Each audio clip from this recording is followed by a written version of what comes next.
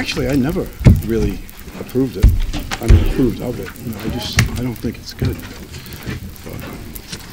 Joe and I on either side. That would be interesting. Yeah. Let's just leave it that way. Well, you are the council president, so. I'm like everything right now. I feel like that. Yeah. It's nice to feel important, needed, loved. Oh, which docket do I use? Okay, yeah, great. I'll give you one of these. That's your real one, if you want the committee one.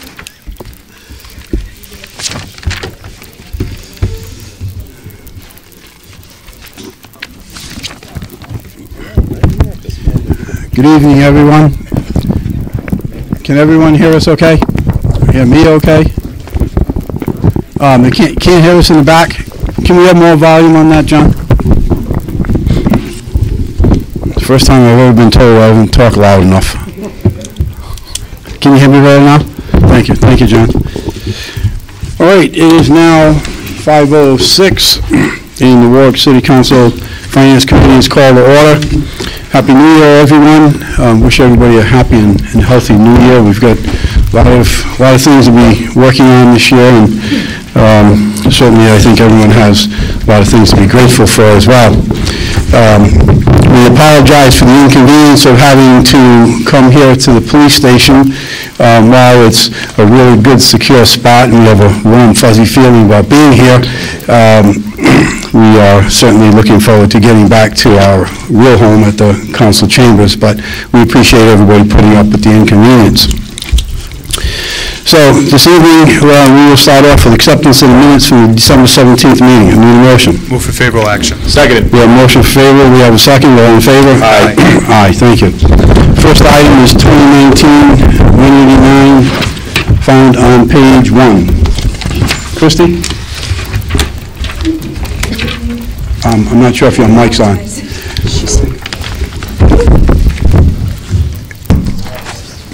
Go ahead, Christy, try again. Is that better? That's better, okay. Department's requesting to award the purchase of athletic field marking paint to E.J. Prescott in the amount of $14,000 for 2 years.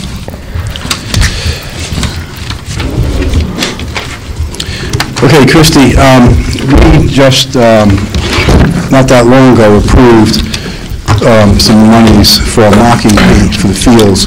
And I remember we had a conversation about why this committee wouldn't approve one vendor over another. There was a pretty significant difference in the price. It was about, the marking tool didn't fit the cans, and we were going to get new ones, et cetera, et cetera. I'm curious why we're back here so soon, looking for another $14,000 in paint. Well, that bid expired actually on December 31st, so it had to be rebid regardless. We did buy 6 new machines and made sure that they were adjustable to the can size, so which gave us the ability to award any vendor that was the lowest. So that's why we had gone back out to bid. Okay, so that brings me to the point you just made, the expiration of the bid. We moved back in, I think it was late summer or early fall. We were doing this paint thing. We knew then that the contract was expiring, and here we are now looking for this contract or this bid to be awarded when the old bid is already expired. Okay?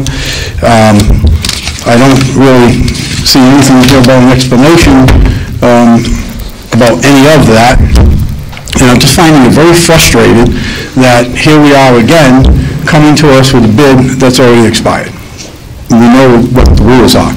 So having said that, being that we have a requirement for a 60-day notice to the council before we come in with a new bid, I'm going to have a discussion here about, do we hold this for 60 days? Discussion? Well, I think that this is something that we're trying to get through here. There's been a couple times for other departments they put in, the reason why they couldn't. I was fairly arrogant when I said, is this working? other departments have put in the reason why they missed the deadline, something happened, and different things like that. So, I would appreciate, especially when we see the bids expire, if there's a reason. Sometimes, a lot of times it was state, NPAs, they haven't put it out yet, so that's why we couldn't do it, and things like that. So that's my thought, that, but this is something that we want to do, give us 60 days, so then our back is up against the wall, where we need to approve something right away, no matter what, because it's going to expire and we need something, it's a give and take. So we have the opportunity to do our due diligence on not just bids for this, but any type of bid. It gives us more time to review it, and that's one of the main reasons why I supported having the 60 days to come in, so we don't have this ticking clock on us, that we can take our time, and if we need to hold for 2 weeks or a month to get additional information, it's not the world's going to end because we needed it today and only today. So. I agree with everything that the councilman said, Mr. Chairman, and I would be fine holding it the 60 days, because this is something that with 2 years, I know that this is one of the first pieces of legislation that we work together as a finance committee, so I have no problem with that. My question is, Christy, you said that you purchased 6 new machines that take the paint, so it was after the discussion about, as the chairman said, about 8-9 months ago, that we didn't have machines that were variable enough to handle the fields and all the different stripes. And if I remember the conversation correctly, we were talking about having to rent machines. Was that? The issue, Councilman, was there was a significant difference in the cost per can of spray paint. We had some discrepancies between the presentation of the quantity of cans that came in the case. There was different information there that wasn't totally correct. But the issue was the machine, and we were being asked to approve this spray paint that was like $30 or a can more because it didn't fit the machine. When you can go out and buy a machine for a few $100 or whatever it was, and that's what we did. Okay. But to me, the point of the issue is, we're starting a new year. Yep. I'm not going through this again. I'm not playing the games. This was known about several months ago, and here we are. We're getting a bid request on January 9th for a bid that expired. I want a motion to hold for 60 days. So moved. We need no, we're just going to hold it. Need a motion to hold? Motion to hold for 60 days. Second. We have a motion to hold, we have a second, all in favor? Aye. So that will be March 4th in the PCR? 12-19. PCR 12-19.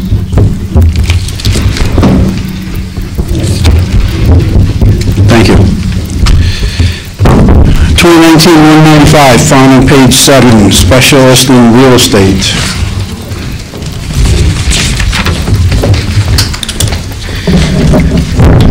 Good evening, Brian Silvio, Finance Director, and Kyla Jones, Tax Collector, to present. Let me start by saying, unfortunately, similar to the last, this contract is not expired. The prior contract is not expired yet, but it is expiring on January 16, 2019, so we're about 8 days before. We've had significant changes to the prior bid that we had to account for. That caused the delay, but we tried our best to get it here, certainly before it was expired. And Brian, I'd add to that, we have had a conversation about that. Yes. I have received the reasoning why. Yes. I think you're going to explain to it a bit more. Yes. We're not unreasonable. We understand. Pick up the phone, give me a call, tell us what's going on, and we'll work it, okay? Tell us what's going on. Okay. Yeah. Oh, right.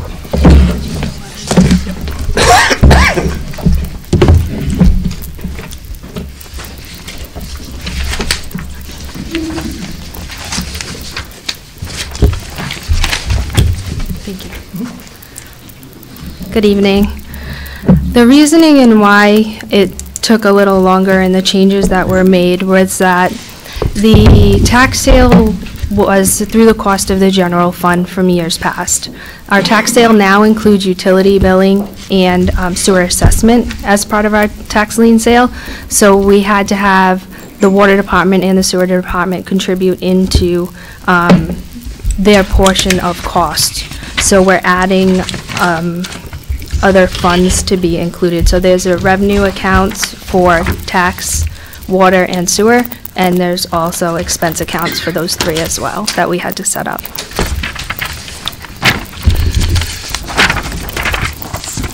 Okay. Continue. I'm going to the bid. So, within the bid, 4 bids were received. The recommendation after grading all of the bidders was to Rhode Island Tax Title. They had a total fees per parcel amount of $240.50. There was also an additional fee for auctioneer's fee, and that's an annual tax sale fee of $250, and a collector's return fee of $75. The recommendation for a 2-year award is $900,000. That amount will be $400,000 from the general fund, 22,323 city collector tax sale, 8323, which is the sewer tax sale for $250,000, and 84,323, apologize, water tax sale for, again, $250. So that's $200 a year for the general fund and $125 for sewer and water. And Brian, I have my notes that I've kept from that meeting that we've had regarding this and the tax sale issues. And with the water department, that is something that has been agreed upon between you and the director of the water department, correct? Yes. As far as Yes. that budget item? A budget transfer has been conducted to cover the costs. And it's coming from, or it came from 84,779. That is correct. Okay. We also had a conversation regarding the differences between the low bidder and the vendor that you folks are looking to have. So tell us about the rationale behind that.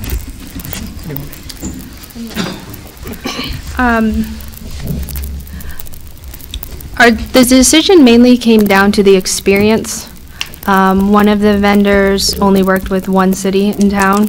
The next vendor had fire districts, which are much smaller than the city would be, and the current vendor that we've used in the past is the one we've recommended, we've worked with. They do multiple cities and towns in Rhode Island, and they have the longest experience. That's why we chose them. They were the one that helped us with the huge tax sale at 2014 that started with like 3,000 properties, so we know that they can handle a large quantity. But I'm not suspecting we'll have that many again. Okay, Kyler, you, I'm sorry, you were here when we formed the City Council Tax Sale Review Committee, correct? Yes, I was a deputy at that time. That's correct. And you were one of the original members of that committee. Yes. For the new members of the City Council and the members who were not on the council back then, and the members of the public, what happened was, excuse me, we had some, actually I got the exact numbers, and thank you for providing that. We had 3,128 parcels go up for tax sale for water sewer bill in 2014. And when I saw those numbers, I mean, it was just unconscionable to me that we were putting that many of our residents up for tax sale, for not paying a water sewer bill. This is like bizarre. We're not talking a property tax bill of, 10, 15 grand here. We're talking water and sewer bills that could be 100, 200, 300, somewhere in that nature. So I formed the Tax Sale Review Committee, and it was unanimously supported by the City Council, and at the time, Mayor Solomon was also Councilman Solomon and had supported that. So we formed the committee. And it took us about 20 minutes to figure out what the problem was and why, at the time, the number that was being presented to us was $4.6 million that was owed.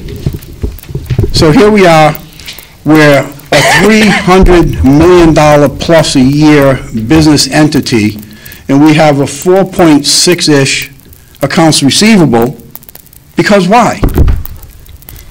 Because The previous administration wasn't sending out delinquency notices. Nobody was picking up the phone and said, hey, Ed, you got to pay your water bill. You're 6 months behind. And this was allowed to accumulate, in some cases, to almost 3 years of past due water sewer bills, and putting our constituents in such a financial problem that it was impossible for them to get out of this problem. And it was because nobody was picking up the phone and said, you got to pay your bill. We had no delinquency notices, we had no shut your water off notice, we had no intent to shut your water off. We had nothing, except a $4.6 million at the time accounts receivable and nobody collecting it. We designed a delinquency notice, we designed a shut-off notice, we even color-coded it for specific reasons. We wanted the delinquency notice yellow, caution, the shut-off notice red. And by the way, the previous administration didn't shut off the water because it's election time, oh, I might lose a vote, whatever the case may be. But the fact of the matter is the water wasn't being shut off. And you're not going to get people to pay the bill until you hold people accountable. And you certainly can't hold them accountable after you let them get so deeply in debt they can't get out of it. So you take the easy way and you put their houses up for sale. 3,128 parcels in 2014. It cost us to advertise it $12,045. Fast forward. As of last Friday or so, about 3.5 years after we formed this committee, we have in fact had water shutoffs. We have had some amazing collections. What we did find out was that the real amount of the accounts receivable was $6 million. That's a 60-cent tax increase, folks. $6 million bucks, a 60-cent tax increase because nobody was picking up the phone. In 2018, let's go back to 14, we had 317 tax sales, property sold. 317. In 2018, the accounts receivable is down to under 1 million, correct? Just approximately 1 million. Down to under 1 million. The property sold in 2016 were 113 versus 300 and something. And the cost was $5,181 for the tax sales. You did a great job. You did a great job getting that monies down. It wasn't your fault. It wasn't our fault that that type of deficit was allowed to occur. City Council noticed it. We put together the committee. The committee did the job. We've got it done, and that goes to this point. I trust your judgment on who to use for the tax sales. Thank you. Thank you. You've earned it. Thank you. Any questions from members of the committee? Any questions from members of the council? Any questions from members of the public? It's completely ludicrous. Sir. State your name for the record, please. My name is John Simino. I'm a resident of Ward 6. Hi, John. Hi, how are you? Good. Congratulations. Thank you, thank you. Or condolences, whatever. As I said, this is my fun job. Yeah, Go ahead. I'm John the Club. Last year, I came before you and the whole council, and I spoke about this exact issue, about all these collections that were done and how much they were let to build up and all of that you just recited. But I still have a question as to, we had 300 and something collections in 2014. We had 100 and something that you just cited last year. No, I didn't say 314 collections. I said we had properties. 317 parcels Right. sold. Right, okay, sold. And you had 100 and something last year sold. And I'm wondering why we have a city council person that still has a property with unpaid taxes for Listen, 7 excuse me. years. If you want to have a conversation about what's on the docket, That's about it. no, it's not it. What is it then? Are you talking about a water sewer bill? No, 'Cause that's I'm fine. talking about a tax, I'm talking real about, estate. you're talking real estate. There's no Right. real estate on this docket. We're not going Okay. to talk about real estate. You want to talk Okay. about water sewer? You want to ask Okay. me questions about water sewer? I'll Okay. be happy to answer them. All right, so... Stay on Okay, topic. so why would we have tax sales on 300 and something properties in 2014, 100 and something properties for water and sewer in 2018, but not for real estate property of members of this council? That question is irrelevant. No, it's not to us. Is To irrelevant. you, obviously, but not to us. Sir, Have a good day. do not put words in my mouth. You can walk away. I'm going to answer I'm going to answer the comments. I'm going to respond. The question that you asked was irrelevant to the issue on the table tonight. You didn't let me finish before you interjected. It is irrelevant to what we're talking about. We're talking about water sewer tax bill. That's what we're talking about. Thank you. Your other questions we'll certainly address. You want to send them to the council liaison, we will address them. I did twice. And if you want to talk, you can come back to the mic. If you don't, Okay. I did twice. I'll wait for you to get to the, I'll wait for you to, good. So when I get to the I mic, did twice, and I just sent them to you again last week. It still ain't paid. Have a good day. You too. Thank you. Okay. If I could, this is, again, what's before you this evening is the firm that's going to administer the tax sale for us. We are not talking about any properties at this time, as you were alluding to. I'm perfectly clear. Yeah. Is the committee perfectly clear? Is members of the council perfectly clear? I think most of us are perfectly clear. I am going to expect and require order in this room. If there is not order in the room, I will ask the police officer to remove the disorderly parties. Okay, we have an understanding? I need a motion on 2019-195 for Rhode Island tax titles. Move for favorable action. Seconded. We have a motion for second, we have a favorable, I'm sorry, we have a motion for second, we have a motion, we have a second. All in favor? Aye. Thank you very much. All right. Thank you. 2019-200, radiator manufacturer, found on page 13. Department, excuse me, the department is requesting to award 1 year from date of award to BGR Radiator in the amount of $5,000. I just want to point out that this bid is the bid that we were instructed to rebid because we only received one bid and received the exact same response. Okay, Christie, I'll also expound on that. So, yes, we did send this back out for rebid. We asked you to rebid it. We also asked you to follow through and make sure that the bidders on the list had received the bids, because I had done my due diligence and called the vendors on the previous bid, which are on this bid, and asked them if they got the bids. Did we do that? Purchasing emails, Okay. and So, so all the vendors... purchasing, I'm going to ask purchasing. Did we call and ask those vendors on the radiators if they got the bid? No, at purchasing, we did not Okay. call. Well, I did, and I made that call, and there is one vendor on this list that I called, and I called last time, and it's a local vendor, and this person didn't get a bid. And nobody calls, so this bid is going back out for bid again. I want a motion. Need a motion to send this back out for a rebid. And I want the vendors contacted. Any questions, any comments? I got a question. Go ahead. Christie, what building is this for, or buildings? It's for the automotive division. So radiator repairs.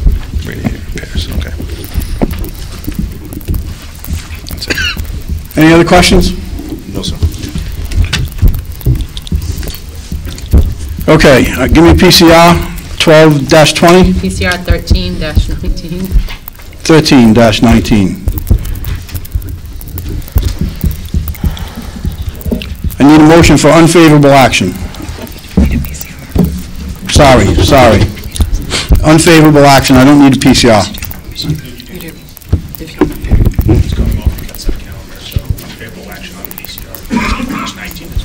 All right, back on. PCR 13-19. Need a motion for unfavorable action.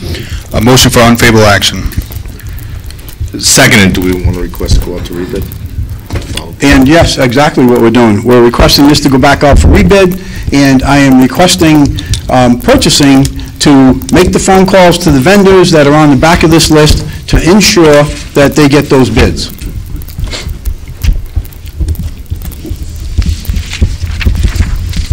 We have a motion, we have a second, all in favor? Aye. Aye. Thank you. Thank you, Christie.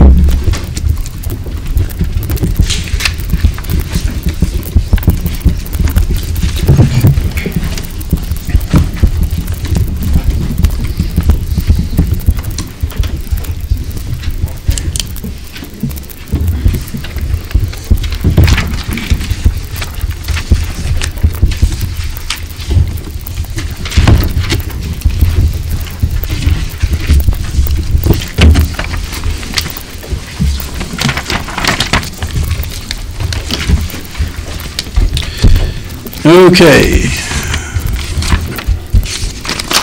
Next item, 2019-202, found on page 16. Good evening. Major Rappin for the Police Department. On 12/17/2018, under the bid 2019-203, the Police Department received approval for the purchase of 4 2018 Ford Explorer Police Interceptor SUVs. These vehicles are replacing 4 vehicles that were totaled in motor vehicle crashes during the course of 2018. In order to lower the cost of acquiring the 4 SUVs, the department purchased stock condition vehicles, and if this bid is approved, we'll be using a combination of the serviceable parts that were removed from the total vehicles and new equipment in the vehicles to make them patrol vehicles. We went out to bid for the upfitting of the vehicles with specifications to balance what the basic equipment need for the vehicles to be operational was in an effort to keep costs down. We included basic markings, lighting, and emergency equipment for the SUVs in order to accomplish this goal. 2 vendors bid, and both were qualified based on the bid specs and needs of the police department.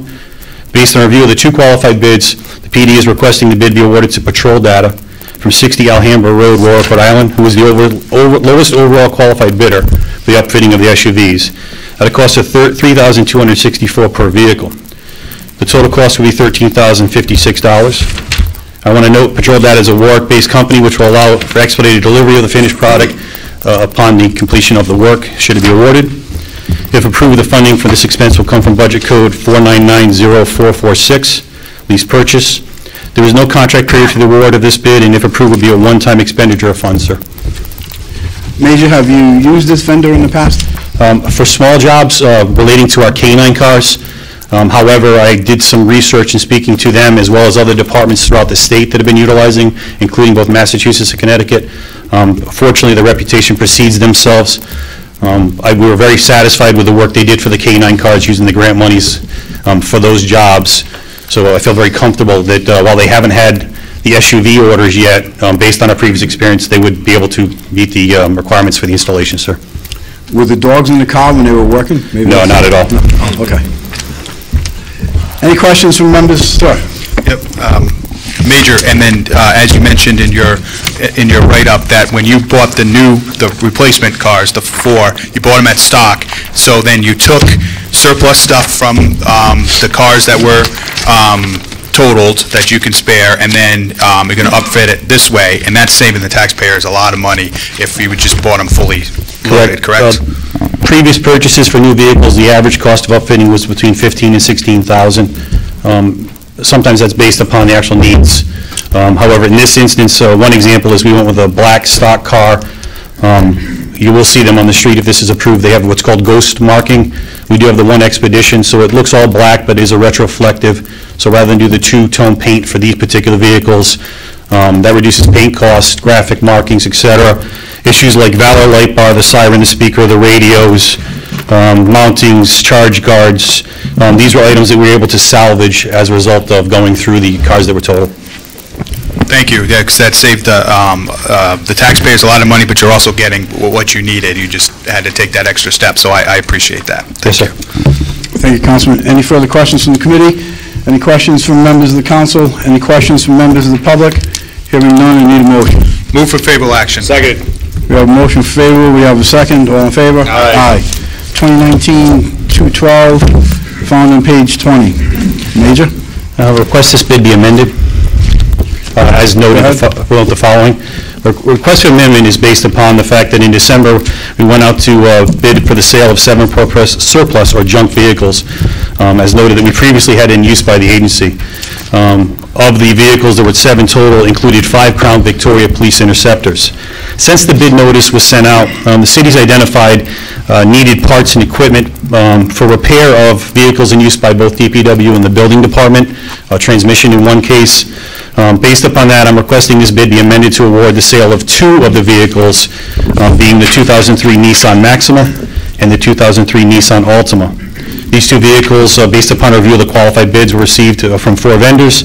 The highest price overall bidder for the 2 vehicles, as amended, would be Frank Aquino from Village Circle here in the city, recommending award of the bid to Mr. Aquino in the amount of $561.20. And the 5 Crown Vics you're looking to keep? Correct. We're going to, like I said, in the case of the transmission and some of the other parts on the vehicles, we'll be able to reuse those. Okay. Major, I know we've had some conversation regarding the age of vehicles and, mileage, et cetera. We had another conversation quickly this evening. Just give us just the brief overview as to how these vehicles, while this vehicle, the 2011s, they're like 7, 8 years old, how they accumulate so many miles. So in the case of the 5 Crown Victorias, these are called R cars, or reserve cars. These are the cars that are used in our detail program.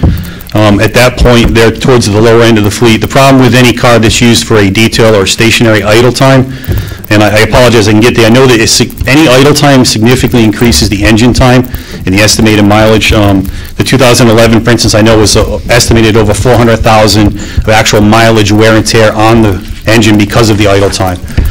The way the vehicles are designed with the thermostat, heating, cooling equipment, while designed for pursuit, et cetera, when they're stationary, it does increase the wear and tear on them. So once they get to this R, reserve roll, they do that. I can tell you confidently, looking at, I looked at NADA on the 2003 Nissans. For instance, the clean trade-in value on the Maxima was $34.50. The trade-in value was $13.25. So while the sale is lower than that, when we looked at the cost of doing repairs to get them to be functional, they would have exceeded the actual clean retail value, which they clearly weren't, based on on the Maxima, for example, a mileage of 153,176 in overall poor condition. So we try to look at that too, based upon what's the retail value versus putting them in a surplus situation. Thank you. Any questions from members of the committee?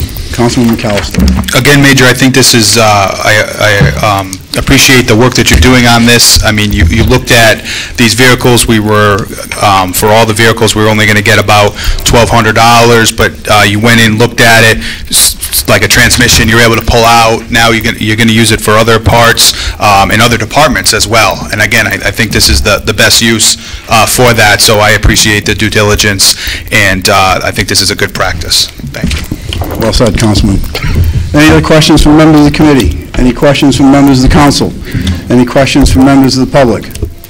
Hearing none, I need a motion. Move for favorable action. Seconded. Oh, okay. It'll become PCR 1419. The amendment will be to sell the 2 2003 vehicles, and the city will be keeping the 5 2011 Crown Vics. Okay, what was the dollar amount? Grab that right quick. $561.20. So the dollar amount for the 2 vehicles that we are selling is $561.20. Yes, sir. We agree? Okay. We have a motion, we have a second as amended. I need a motion on the amendment. Favorable action on the amendment. Seconded. We have favor on the amendment, we have a second. All in favor? Aye. On the amendment, I need to move as amended. Make a motion to move as amended. Seconded. We have a motion, we have a second on amended, as amended. All in favor? Aye. Thank you. Thank you, Major. 2019-213, found on page 25, ammunition. In December, the police department went out to bid for ammunition under bid 2019-213. We received 2 qualified bids from 2 vendors. Based on comparison of prices for the items submitted and their history of exemplary customer service with our agency in terms of delivery and accommodation, the police department is recommending that this award go to AAA Police Supply in Dedham, Mass. AAA Police Supply was the lowest bidder on each of the items with the exception of one item, that being item number 5, double-aught buckshot ammunition. I want to note that the department uses a very small amount of this style of ammunition and therefore does not recommending splitting the bid. Ammunition purchased under this bid will be for the department's annual qualifications, night shoot and in-service programs. Remedial training is necessary. Additionally, ammo is purchased for the SWAT team for training in operational use and for our recruits who attend the Rhode Island Municipal Police Training Academy. If approved, financing for these purchases will be from the police department operating budget, budget code 30-236, range and target supplies, for a total not to exceed $35,000. As of Tuesday afternoon, the balance on the budget code was $27,274.38. I do want to note this contract covers 2 fiscal years, however. The current contract expires on March 20th, 2018. This contract will be for 1 year, commencing on the 21st of March of this year through the 20th of March of next year. Thank you, Major, and thank you for all the information provided.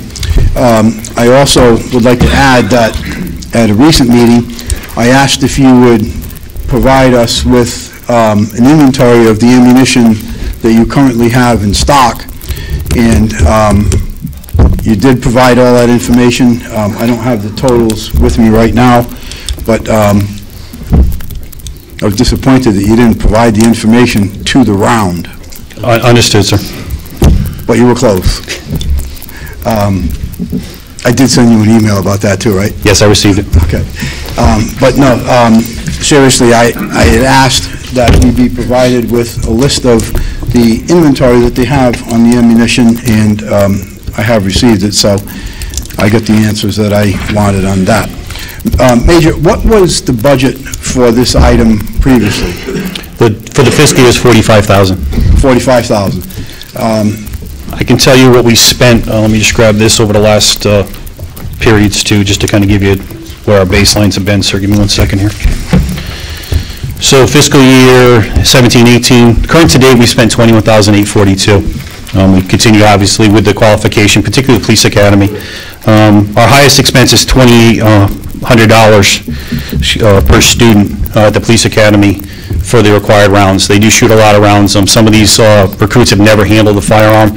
Unfortunately, that number does go up slightly when a recruit can't qualify. The academy's policies and procedures are requalification.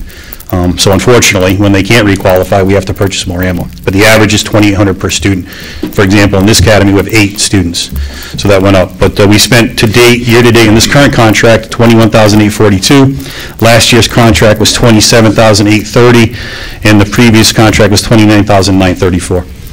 So we're around that $30,000, but again, we haven't had academy classes as large as we've had in the last 2 groups, including the one that started this week. And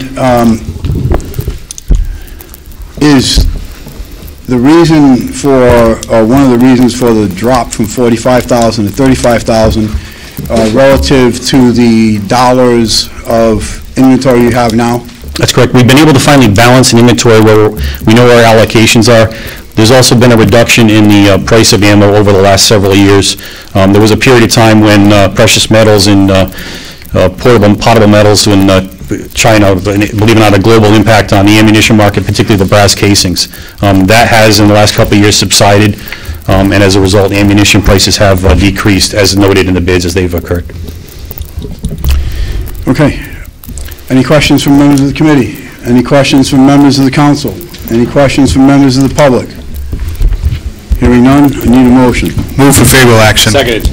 We have a motion for favor, we have a second. All in favor? Aye. Aye.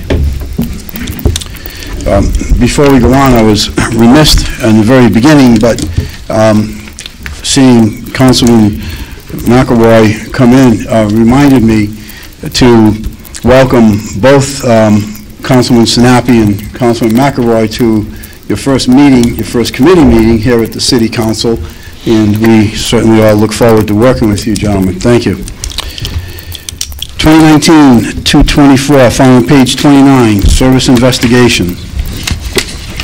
Department is seeking exception to bid and authorization to purchase a one-year contract for an online investigative program from TransUnion Risk Alternative. It's being offered as a sole source vendor for the proprietary TLL service software. The exception is requested in order to allow our agency to use the program for investigations, background checks for new recruits, and sexual offender registration compliance verifications.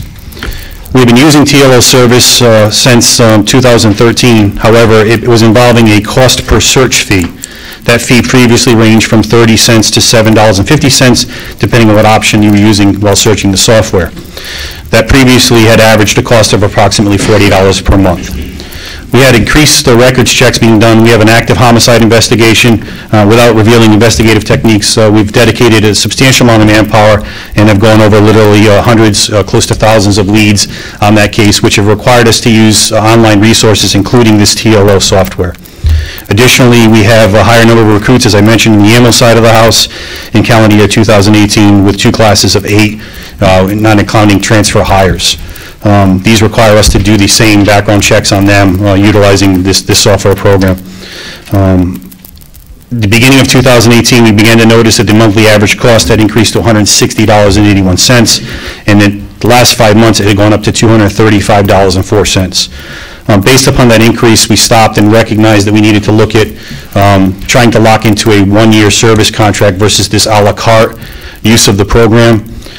We spoke with TransUnion, and based upon an actual high of $294 1 month, we decided at that point to try to lock in the one-year service contract moving forward.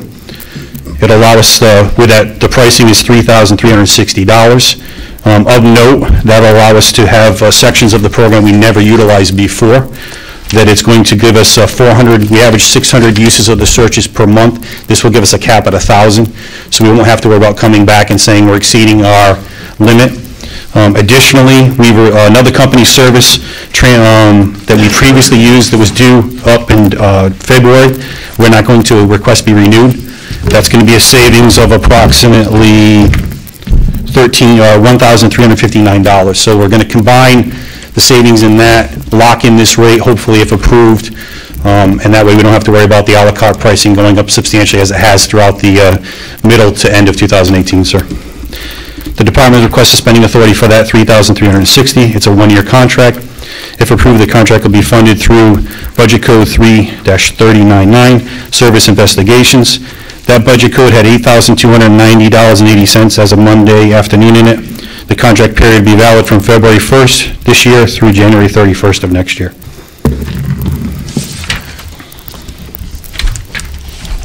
So, Major, tell us what the rationale is, or the basis is, or was, for going from 600 searches a month to 1,000. So when we take the LP police program that we're no longer going to be using, we know we're going to increase uses of this program. So if we were averaging around 200 to 300 under the LP police, again, that's the contract we won't be renewing.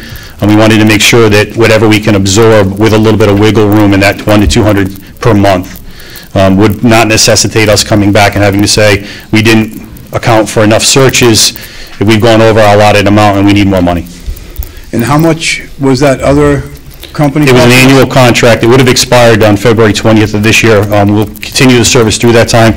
The most recent bid or invoice was $1,359.40. So bottom line is, this really is only going to cost us about $1,800, not $3,300. Correct.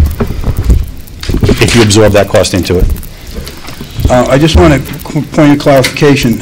Your position paper, it says, for monthly access to the most of the functions we currently utilize with a cap of 1,000 searches / queries. It doesn't say per day, per month, per year. That's per month, correct? That is per month. Okay. For so clarification. Just have that read into the record that it is per month. Okay? Seems clear to me. Any questions from members of the committee? Any questions from members of the council? Any questions from members of the public? I have one. Oh, sir.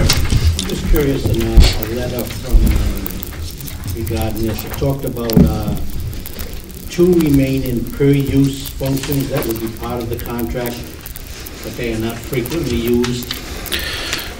Yep, let me pull it up for you, Councilman. They could be turned off by the administrator to reduce future costs. I'm just wondering what those 2 per-use costs would be. Yep, let me bring that up for you.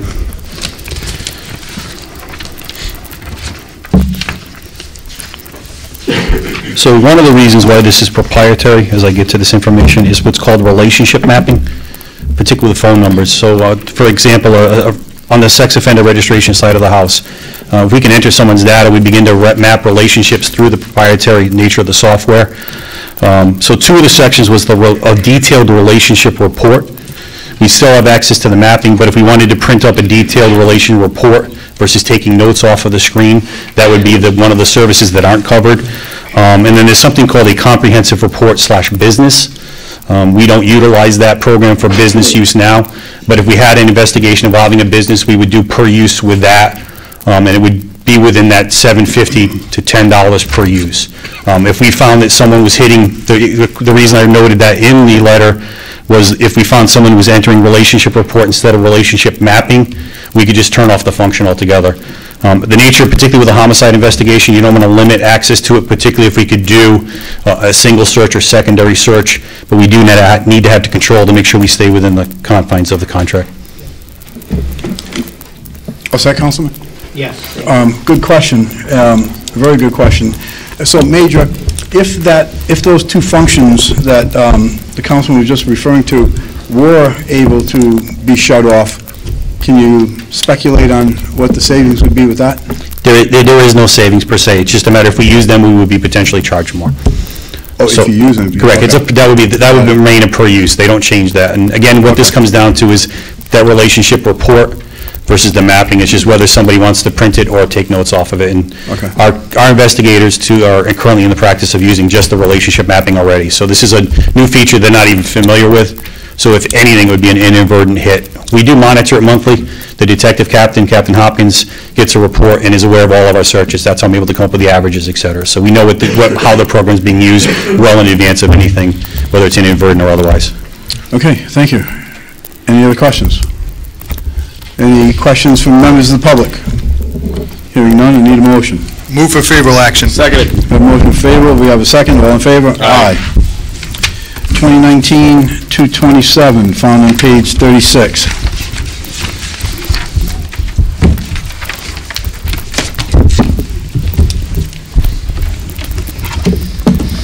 Matthew Salitro, Department of Public Works Director, City of Warwick. We're looking for approval of 2019-227 for an exception to notice under Section 56.6 for Beacon Athletics. It was estimated, the shipping cost was underestimated by $170. We bought fence cap for the fields, 1,000 linear feet. So Matt, I do a fair amount of purchasing, and when I get a bid from one of my vendors that includes shipping, they know exactly what the shipping cost is. It's not like a guesstimated number. It might be this or it might be that. How could this vendor be off by $170? I mean, it's $170 to someone who's paying the bill after tax dollars. It's a lot of money. Sure is.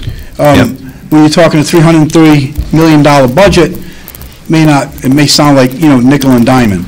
But to me, it's more about the principle. Well, it's also relative to the amount, too. I'm sorry? It's relative to the amount, so you're right. It's $1,000, $170 based on that amount is pretty substantial. So how could a vendor tell you that the shipping cost is going to be X, and then, oh, I'm sorry, it's $170 more? They know what they're shipping. They know what the weight of the shipping is. They know what the truck is that picks it up, that gives them the shipping stuff. How could they screw it up by $170? I'm unable to answer that.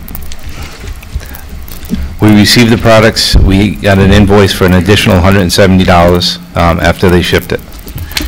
Well, I can tell you this councilman is not going to be able to support paying it until they give us an answer as to how they screwed it up. Okay? I think that we're entitled to an answer. Sure. I think the taxpayers are entitled to an answer. We relied on their estimate, we relied on their bid, they ship it, and they say, oh, sorry, we know what we're doing, we don't know what we're talking about, we kind of guessed it was supposed to be this, just, here's the bill, pay it. Wrong. So, I'm looking to get a motion to hold, and Matt, I'm going to ask you to contact the vendor and find out, get an explanation as to how they screwed this up.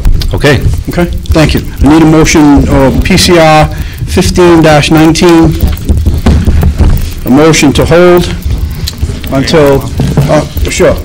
Wait, the next meeting is what, just? Oh, yeah. Matt, that's quick enough, right? January 23rd? I would hope so, yeah. Yeah, okay. They can just send you a fax. Motion to hold. Make sure they don't want to charge you extra for the fax. Go ahead. Motion to hold to January 23. We have a motion to hold, we have a second. All in favor? Aye. Aye. Thank you.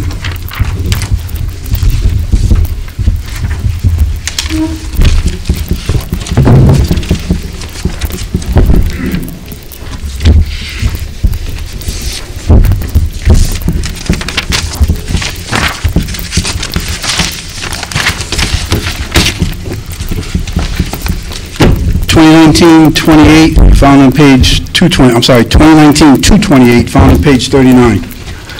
Major. The department is seeking an exception to bid authorization to purchase five tasers, the associated cartridges required for their use, and the certification of officers and power modules for the agency's inventory of tasers under the sole source vendor exception to bids. Axion, formerly Taser Incorporated, is a sole source vendor for conducted electrical weapons used by our department and law enforcement agencies across the globe. Their technology is supported by extensive training, certification, and court defensibility. Since the WPD has gone to the use of tasers in 2013, officers have an immediate weapon system available use of force that precludes the use of other levels of force up to and including deadly force. The agency maintains an inventory of 25 tasers. Of those, 5 are currently inoperative, 20 are operational. The 20 available tasers are issued each shift to one of the 95 certified officers versus the higher cost of issuing each officer who is certified their own device. While this practice does save dollars, but it does increase wear and tear through system testing of the units prior to each shift and through their constantly being carried around the clock on the belts of the officers who are utilizing them. Axion warranties the weapon systems for 1 year, and they will service them up to 5 years. And it's been our experience that this is consistent with a timeline when our tasers have been serviceable, with the first 5 years purchase going back to 2012, 2013, with those being out of service, as I noted originally. If approved, the purchase of the tasers and associated equipment will be funded through budget codes 30-302 training and 30-340 service contracts not to exceed $14,565. As of Monday, 302 budget code had $50,940.56 in it, and 340 had $76,949 in available funds. There is no contract period required for the purchase of this equipment. I do want to note, I'd also reviewed the use of force stats for our TASER program going back to 2015, and I can articulate 8 particular instances where, in the absence of the TASER, they would have been deadly force situations where deadly force would have been authorized. So we have instances that are specific within the city where the use of this weapon system has saved lives and precluded officers from having to use deadly force in those situations. Major, I think you touched on it, but I just want to be sure. There's an expiration time on these tasers, correct? Correct. When you can't use them. Where they won't even service them anymore, and that's a 5-year window. And the program began in 12 and 13, and we're starting to see that now, and that's why. In addition, you'll notice we have cartridges, training cartridges, power management. These are all required things to make sure that the system's operational, that our officers are certified, and that they're prepared to use the system on the street. So it has a 5-year service life. Correct. On the TASER. I know we had discussed this, at length in the past and over the years, but I wanted to make sure that new colleagues on the council had an understanding as to why these things have to be replaced periodically. And because we don't buy 95 like some agencies might and issue them to the 95 officers, we rotate out the 20 to 25 depending what's worked. When they're in and out of the belt all the time, in and out of the cars, just wearing all this equipment on our hips. Some of us are in different states of size of our equipment. You're always banging it around, et cetera. So there is a because it's an electronic device, while hardened, there is some impact because it's virtually on the road 24 hours a day. Any questions from members of the committee? Any questions from members of the council? Any questions from members of the public? Hearing none, I need a motion. Move for favorable action. Seconded. We have a motion for favor, we have a second. All in favor? Aye. Thank you.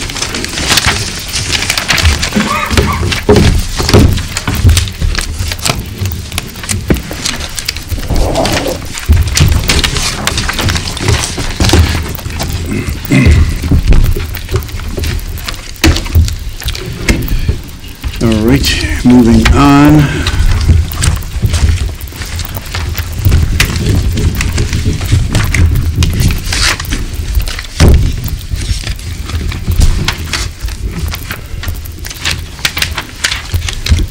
Need a motion for the minutes held on December 17th. Move for favorable action. Seconded. We have motion favorable, we have a second. All in favor? Aye. PCR 3-19, resolution relative to abatements. Good evening, Neil Dupuy, Tax Assessor. Good evening, Neil. So we have abatements for the month of $13,017.39, and they're listed in your packet. Okay, Neil, again, I'm going to, I didn't specify them, but I'm going to ask you for the benefit of our new council people to go through a few of those abatements, you know, the ones that kind of repetitive and turn up all the time. Sure. The majority of what we're seeing at this point are exemptions that are granted to people that did not apply before the tax bills were issued. We allow them to come in up until December 15th.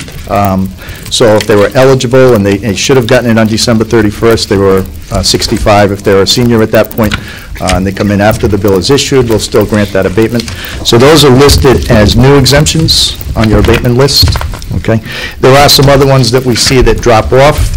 That's a process that we've greatly cut down this year. In the past, I think we had several $100,000 of abatements for exemptions that there was a change in ownership and the computers weren't communicating properly together, and those exemptions were dropping off. So we cut that down drastically this year, and I think that will virtually go away when next year's bills come out because we put different procedures in place. The other items that you'll see is a demolition of construction, and that usually happens before a new house is constructed. They'll knock the old house down, then we'll have a new permit for the new house, and they'll construct a new house. For those, we do send out a prorated tax bill, so this is kind of offset. It's just the beginning of the process. What you don't see here that you'll see on next month is abatements that are issued by the Tax Board of Review. We held a meeting in early December. So those will be hitting the next report. Did we have any abatements on here? I thought I saw it. I can't put my finger on it. For our friends at the Airport Corporation? Yes, there's one for RIAC. It's the last one on page 1. And that represents acquisition. So we do prorate and abate based on the date that the property was purchased by RIAC. Councilman McAllister? Thank you, Chairman. I was going to point that out as well, that this is another airport abatement, and this council has legislation coming up to talk about increased pilot program, increased pay in lieu of taxes from the airport, and this is another example of another property that the airport has taken and that I think the city should be compensated for. So I always look for the airport acquisitions, so thank you for pointing that out. Absolutely. Councilman, I agree with you. When I see these things with the airport, it just, you know, sometimes it just makes me crazy when I think of the tax revenue that we have lost over the years, the service that we continue to provide to the airport. They expand, they grow, they brag about their gate. Their gate's going from 3 million to 5 million. We're going from point A to point B nonstop. We got all this super duper aircraft. What about Warwick? They kind of remind me of that commercial. I forget what the product is or what the service is, but it says it never stops giving. Well, the Airport Corporation never stops taking. And we need to fight for our share. because we have not been getting it. We've been getting shortchanged for a very long time. Sir? And just to harp on that, this week was a perfect example. There was a fire at the parking lot at the airport, and it was our Warwick Fire Department that has to respond. It's just another example of the services that we are giving to the airport. So I know this is not what we're working on right now, but it's just another example of the city of Warwick is a very good neighbor to the airport, and we're hoping that they will reciprocate. Thank you. You know, on that end, there are a couple of issues that I'd like to work with the committee and the administration on regarding RIAC. There's definitely some legal issues. There's been some long-term practices that I'm not sure that we need to continue. So possibly with the legal team of the new administration, we can iron some of those out. I love legal actions. Yes. It's good for the soul. Absolutely. Any questions from the committee? Any further questions? Members of the council? Councilman Sinapi. I believe an item has to be removed for, you got it? Okay. Any other questions from members of the committee, council? Any questions from members of the public? Okay, from our councilor. Mr. Chairman, as it relates to PCR 3-19, a request has been made to remove the abatement regarding Michael Taylor in the amount of $56.12. It's reference number 9952. Slow down. Give me the amount first. It's reference number 9952 is an abatement regarding Michael Taylor, and the request is to be voted separately out of abundance of caution for conflicts of interest. And what was the amount? $56.12. Okay, so the request is to remove Michael Taylor, reference number 9952, in the amount of $56.12 out of those abatements and vote for it separate. So that would become PCR 16-19 to be voted on after the consent calendar. Took the words right out of my mouth. Good job, Counselor. Okay, so we have PCR 16-19, and the amendment will be to remove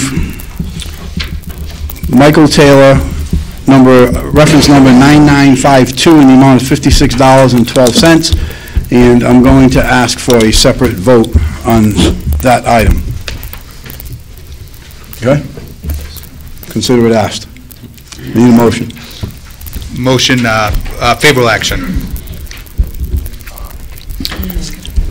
We have a motion to amend. To amend on 16-19. Correct. So we want to do the whole package. Just two votes, so 16-19 we've assigned. We're going to vote that separate? Yep. And then we'll vote the rest of it after. Okay. Favorable action on PCR 16-19. Seconded. Okay, we have a motion for favor. We have a second to remove Michael Taylor, PCR 16-19, reference number 9952, in the amount of $56.12. It's going to be voted on as a separate item. We have a motion. We have a second. All in favor? Aye. Aye. Now we will vote on the remainder on PCR 3-19. I need a motion. Favorable action. Seconded. We have a motion. We have a second. All in favor? Aye. Thank you. PCR 45, excuse me? Oh, that's correct. Thank you. Who's got the machine? Do a quick add. Take 5612 out of the,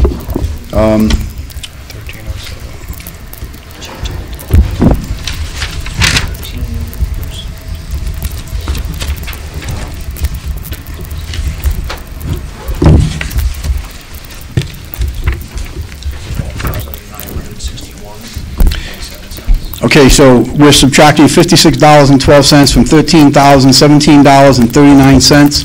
And that gives me a net of, what was it? $12,961.27. $12,961.27. All right, so that's going to be PCR 319 will be amended to reduce it down to $12,961.27. Agree? Okay, we have a motion, we have a second. All in favor? Aye. Aye. Thank you. Aye. Thank you. PCR 45-18, bid 2018-243. Is fire department here? Anyone here from the chief? Chief Arnold, Fire Department. Thank you, Chief. I'll save us a little time. You and I had a discussion on this today. You have some, or a couple items that you're going to be looking into with Blue Cross. I am waiting for some information that I've inquired about, and we have agreed to hold this until the first meeting in February, correct? Correct. Thank you. Thank you. I need a motion to hold until February 4th. This will be PCR 17. Sorry, it's already PCR. I'm holding that.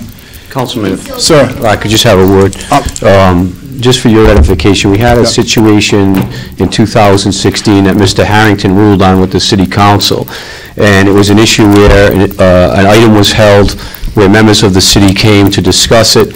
There was some lively banter back and forth for about 15 minutes, and Mr. Harrington ruled that in accordance with the Rhode Island Open Meetings Act, if the issue is published in accordance with the Open Meetings Act, publicized and put on the docket, that the council must allow the general public to speak. I reviewed that meeting this evening, and it was very clear. Mr. Harrington stated the regulations from State of Rhode Island Open Meetings Act and the council regulations. Just for your edification, there are people that did want to discuss that issue. Council, do you agree with that?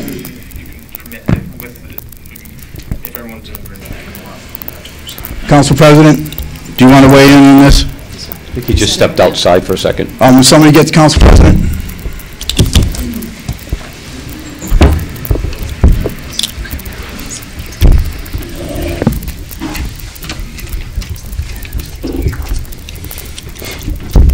So, Councilor, while we're waiting for the Council President, my question is, if we allow testimony on this tonight, we are holding it, if we allow testimony on it tonight, does that mean we do not have to accept testimony on it when it comes back to us? There'd be separate issues. If you want to proceed with commentary is applicable regardless of what your action would be. So it's a separate issue. What's a separate? It's going to be the same issue. No. It's separate from whether or not you're holding action. So, Council President, we have an item, PCR 45-18. We are holding this until February 4th with an agreement to do so with the fire department. Typically, when we're holding an item for a future meeting, we do not take testimony on it, because when this comes back to us again, we've got to do this all over again. It has been testified to by Mr. Cody that it's his understanding that our legal counsel, John Harrington, has said that per the city ordinances, that if it is posted on the state website for a hearing, and regardless of whether we're holding, that we must allow the public to testify. Our legal counsel has suggested that it is at the option of the council. Do I understand that, or? Well, there's always unanimous consent options, but I believe but that... You're talking about at the council meeting, but in subcommittee, people can comment. I think it's okay. Appropriate to proceed. Okay. Subcommittee people can Fine. Okay, that has been clarified. Public comment will be allowed. Be my guest. Thank you for that clarification. My pleasure. So, Councilman, if you recall in February, when this particular line item 35-335 came before you, we did have some discussion on the floor, and at the time we did have the quarterly reports that showed the $60,000 allotment at that time. 3/4 into the year, only $10 of that had been used. I think I'm correct in assuming that as of this date, when we have spoken about this issue, I don't believe that the City Council, particularly the Finance Chairman and his members, have ever received a historical itemized breakdown of payments that have been made for those services. I think I'm pretty comfortable stating that.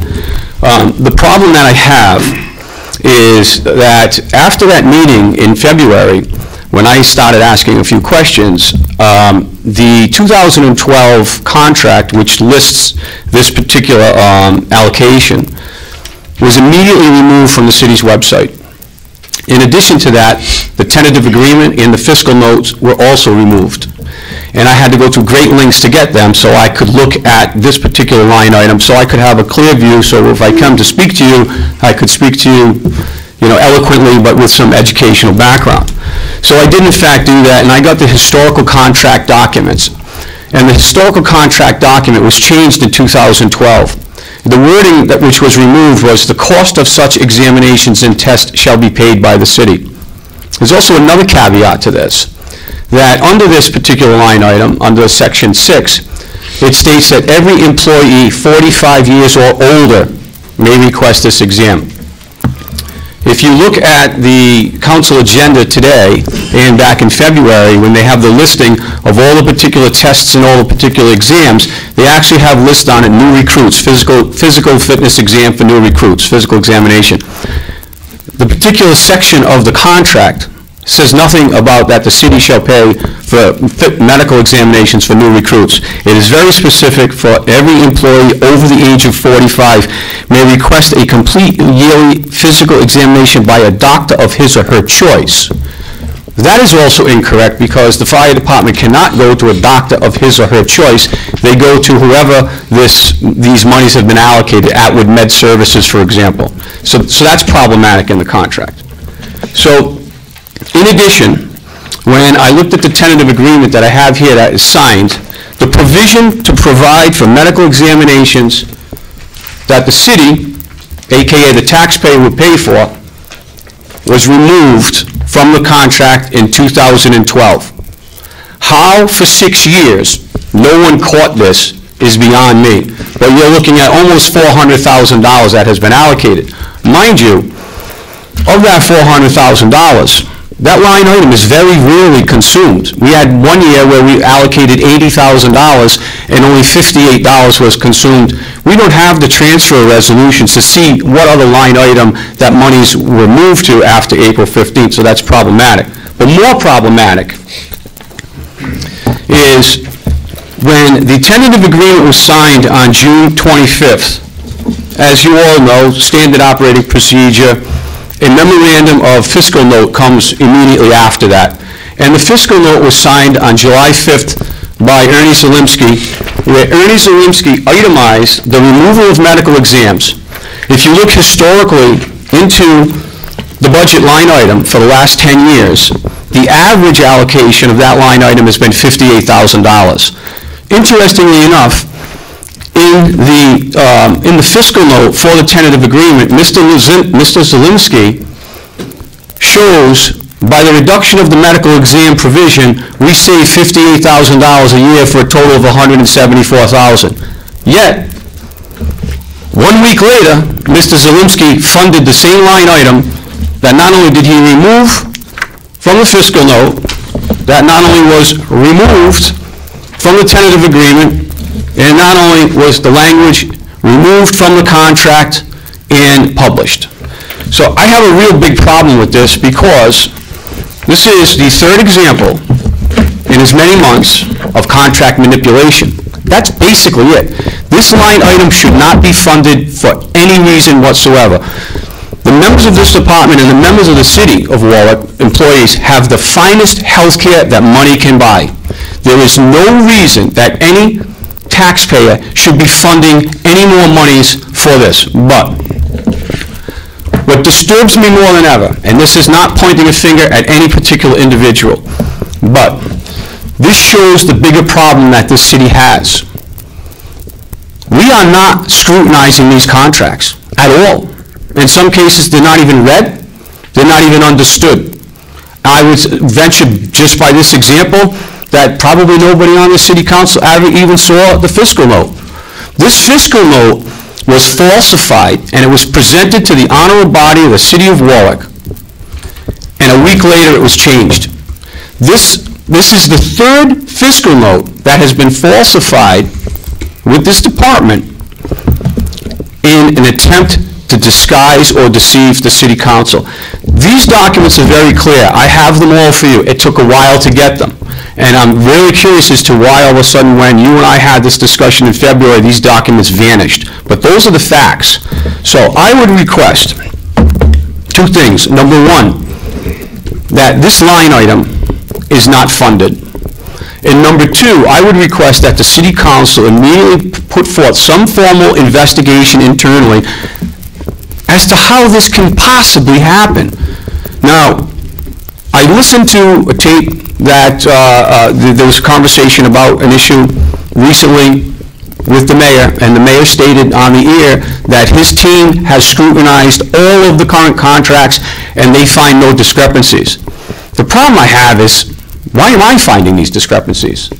This is the job of the city council, of the legal department, and we have Mr. Harrington here to oversee these contracts. Obviously, he hasn't done that. Ernie Zalimsky didn't do his job.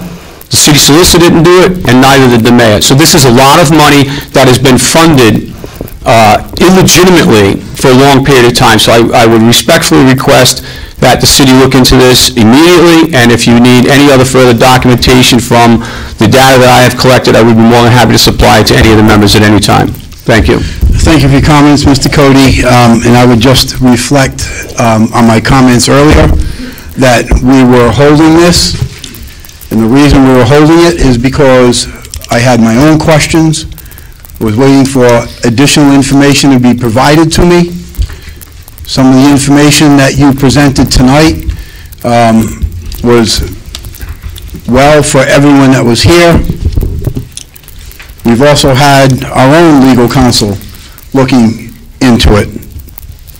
So, yes, actually, Mr. President, that's where I was going to go because you're the one that made the request. So, many of the council members were not here that are sitting with us today when we voted on these contracts. And I would just caution that we're in the middle of 3 grievances regarding these issues and these grievances were filed in June after the new administration came in. I don't need to restate my position over the years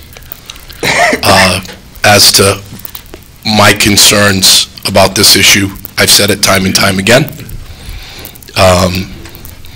The issues have, in particular with regard to the contracts and with regard to the reading of the contracts, are the subject of 3 separate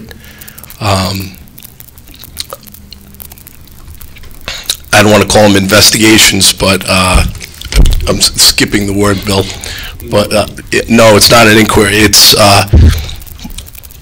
grievances, 3 separate grievances, which is similar to an arbitration, which is similar to litigation.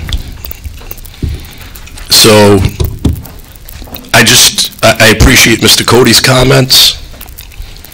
I just do not want to give the impression to any members of the public that this council is sitting on their hands, because that's not the case. There are other investigations going on,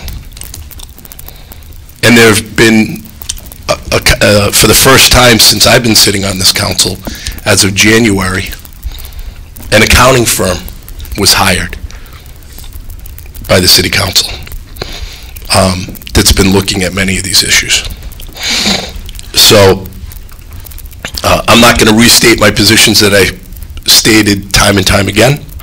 I am going to say that there are a lot of council members that were not here when all these things happened, and I'll leave it at that. And I would just caution, considering, in my opinion, also as an attorney, that we're in the middle of litigation that can be turned into judgments, if you will, that we be cautious about comments that we make on the record, because I don't think it's in the best interest of the taxpayers of the city of Warwick, when you're in litigation, to make statements about the accuracy or inaccuracy. I think the actions of the administration and the council speak for itself. Thank you, Chairman. Thank you, Mr. President. Before I take any more comments, who's been following this is very well aware of the fact that this committee has been holding this for a long time. And we have our reasons for holding it. And it has not been approved, and it has not been funded. Stacia, I think you wanted to come to the mic. But Mr. Cody, I appreciate the comments, and I'm sure everyone in the room appreciates the presentation. State your name for the record, please. Stacia Heiler, Ward 9. I can't ask questions, correct? I can only make a statement? Correct. Even though you held it? Okay. So most of the reason, this is what's been going on, most of the reason why you have so many things in litigation is because of the good work that diligent taxpayers have been doing to uncover all of the wrongdoing that's going on in the city and continues apparently to go on. I don't understand why you even have to continue this line item, why it's even being factored into our budget when clearly it was something that was taken off the table back in 2012. We should not be funding this. It shouldn't even be in question. They can go, city employees can go, they can have their medical exams and pay for their co-pays at the doctor's office just like the rest of the world. That's what should be happening. It should not be funded. It shouldn't even be in question. So I know we asked this question, it came up a year ago. I remember myself asking last year, why a $60,000 line item in the budget? Why only $10 was expensed? And I was told the answer was because one firefighter went and had a medical evaluation and paid the $10 copay. $10 copay for a medical evaluation. Is this really an issue? Something that can't be paid for? Thank you. Thank you. Sure. Thank you. I was just going to state, there's a little bit of revisionist history that goes on when people come to the mic, so just to clarify my position on the issue, I've been consistent for years on my position and have spoke up on my position, okay? And other council members have too. This was the previous administration's budget that came before us, and as I said before, there's active grievances on the language of what applies and what does not apply in those contracts. And that needs to be decided by the process of that the contracts outline. It's great for the administration to say no, or this council to say no. But there's a process to determine how it's to be interpreted and how it's to be applied. So, I understand that it's a somewhat complicated issue as far as the language of the contracts go, how they be interpreted. But there's a process that needs to take place outside and away from the council, outside and away from the administration, that's outlined in the collective bargaining agreement. And once that's decided, then this council can take action one way or the other. And I appreciate everybody's concerns. It's not that I disagree with a lot of comments, but it puts us in a precarious situation when we have to talk about things that are being litigated, if you will, through collective bargaining agreements. But I appreciate everybody's comments. Thank you, Mr. Chairman. Thank you, Mr. President. We need a motion to hold till February 4th. Motion to hold. Mr. Chairman, can I just say a few words? Oh, I'm sorry, Chief, I didn't see you. I apologize. Go ahead. I just wanted to go over a couple things. There's many physicals that we do. Okay, one of them being an entry physical to come into the fire department. Someone has to pay for that. We have to evaluate these candidates before they start training. Otherwise, we're going to own somebody with an illness, or we also check them for traces of drugs and whatnot. So this has to be done. That comes out of that fund. Our hazardous material team. Right now, there's 42 guys. There used to be 52, but due to recent retirements, we're down to 42. Their physical is pretty extensive, and that's mandated by the government. That's not a contractual item, that's a mandate. If they don't get their physicals, we lose our ability to have our team. And with the team comes federal dollars for training, equipment, grants, and whatnot. So that's a very important part of it. As far as the money's not spent, like you mentioned, we had the money appropriated, but we never had a bid in place to spend the money. That's why it's there. That money's never been transferred. I looked today as far as I could in the munis system, and I think there was 2 transfers out of that fund into another fund in the last 8 years. The remainder of that money goes into the general fund at the end of the year. None of it is transferred into personnel. I believe that in order for us to transfer money, anytime we transfer money from one line to the other, we have to get approval. Anytime it goes into a personnel fund, it has to be approved by the council. I don't know if that's written down, but that's the normal process for it. So none of that money has been transferred into an overtime account like it was claimed to be.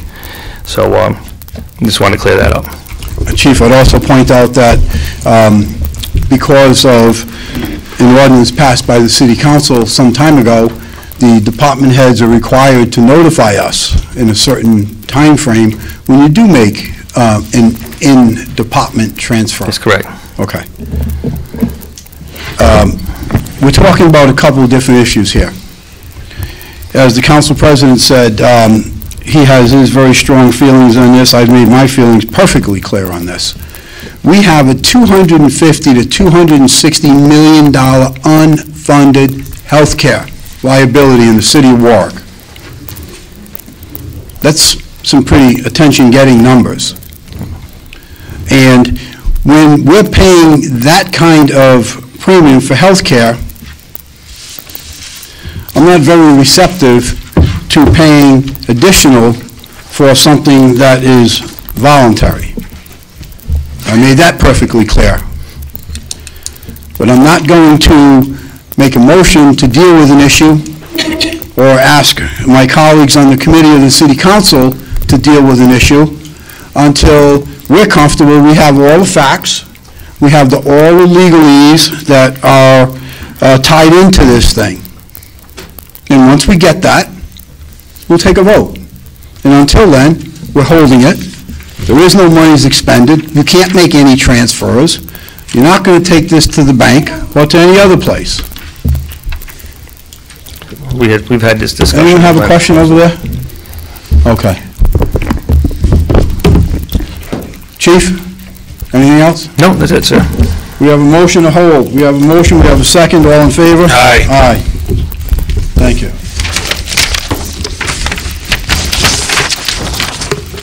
PCR 127-18, resolution regarding the school department request for a supplemental appropriation of $6 million for the Warwick school system for 2019. We have, sir, Mr. President. Thank you. Just by way of background, the school department had sent a letter to the council, and I believe council members were given a copy by email, indicating that they would not be here today to give a presentation. I know that there's been discussion on this issue in the past, and again, this city council has been is now involved in possible litigation. Although we haven't been served, we've been given a copy of a complaint where the school department is under Carullo and a few other under a few other statutes asking for more money. Again, we're not in a position to discuss this because we've been sued. We're in litigation. They're not appearing before us. I think there's some procedural issues regarding denials, which never occurred by this council. and I know the previous school committee had decided to file this a few days before Christmas. Merry Christmas. And the new school committee was sworn in last night. And I don't, I'm not too sure what their position is on this. As you know, we've been continuing to work with the administration to come to a resolution on this issue. The previous administration had funded the school department at $0 increase, and the previous council, last year's council, had increased it by 1.5, including the closing, or factoring in the closing of 3 schools last year. I know Mayor Solomon has indicated that he'd be willing to entertain or suggest principal and interest payments. I recognize there's a lot of issues on the table.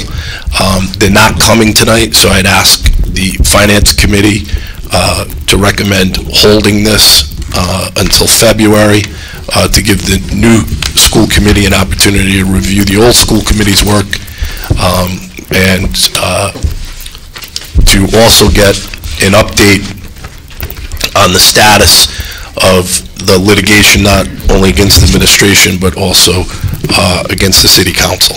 Thank you. Thank you, Mr. President. Any comments from the committee? Any comments from the council?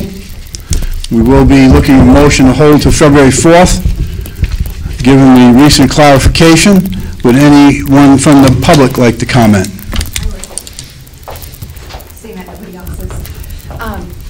Hi, Stacia Hyler, Ward 9.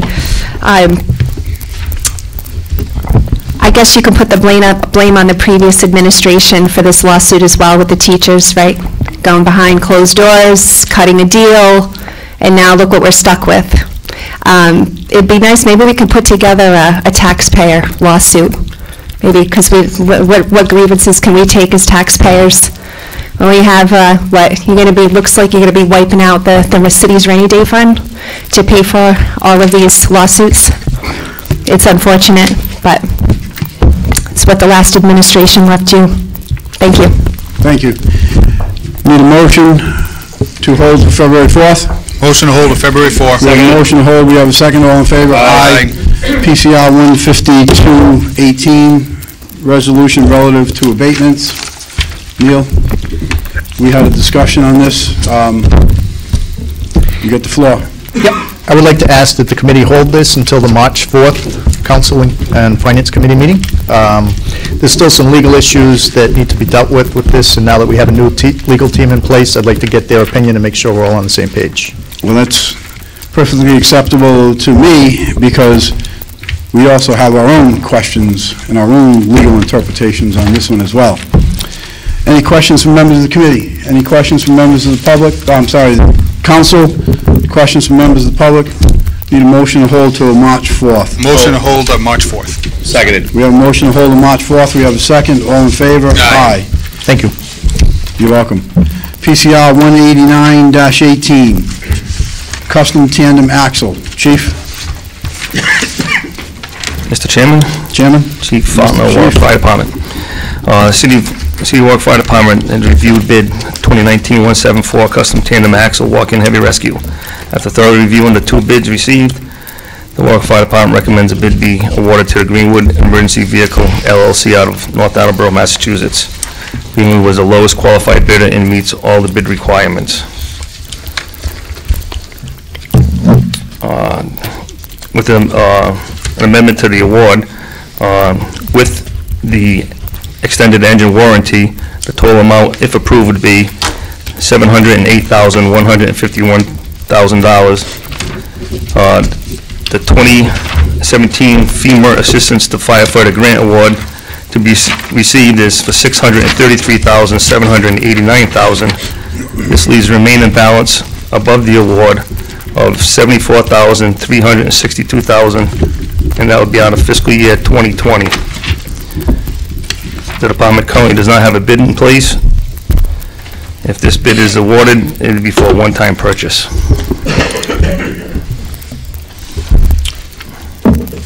What's that? Yeah.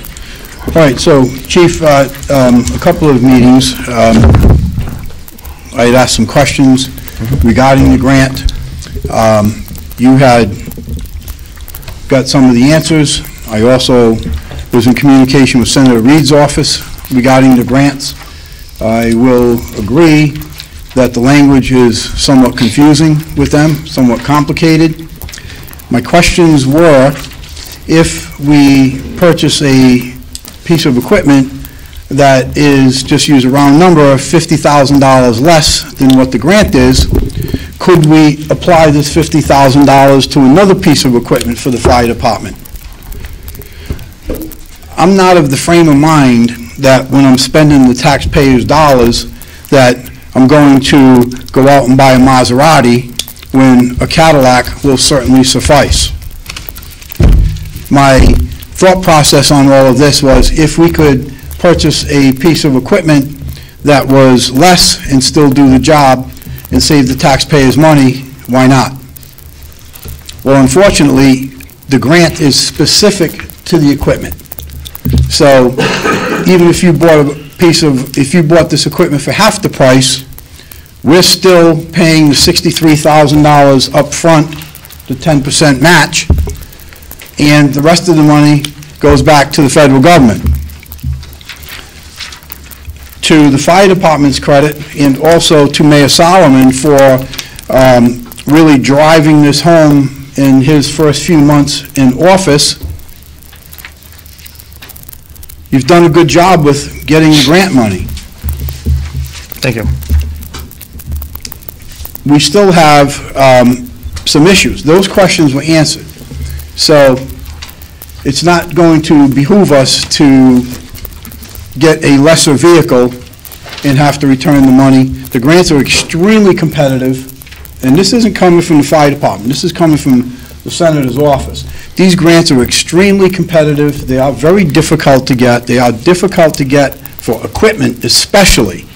And it's a national application. It's a national process. It isn't just Rhode Island amongst our own 39 communities. It's on a national basis. That part I'm all okay with.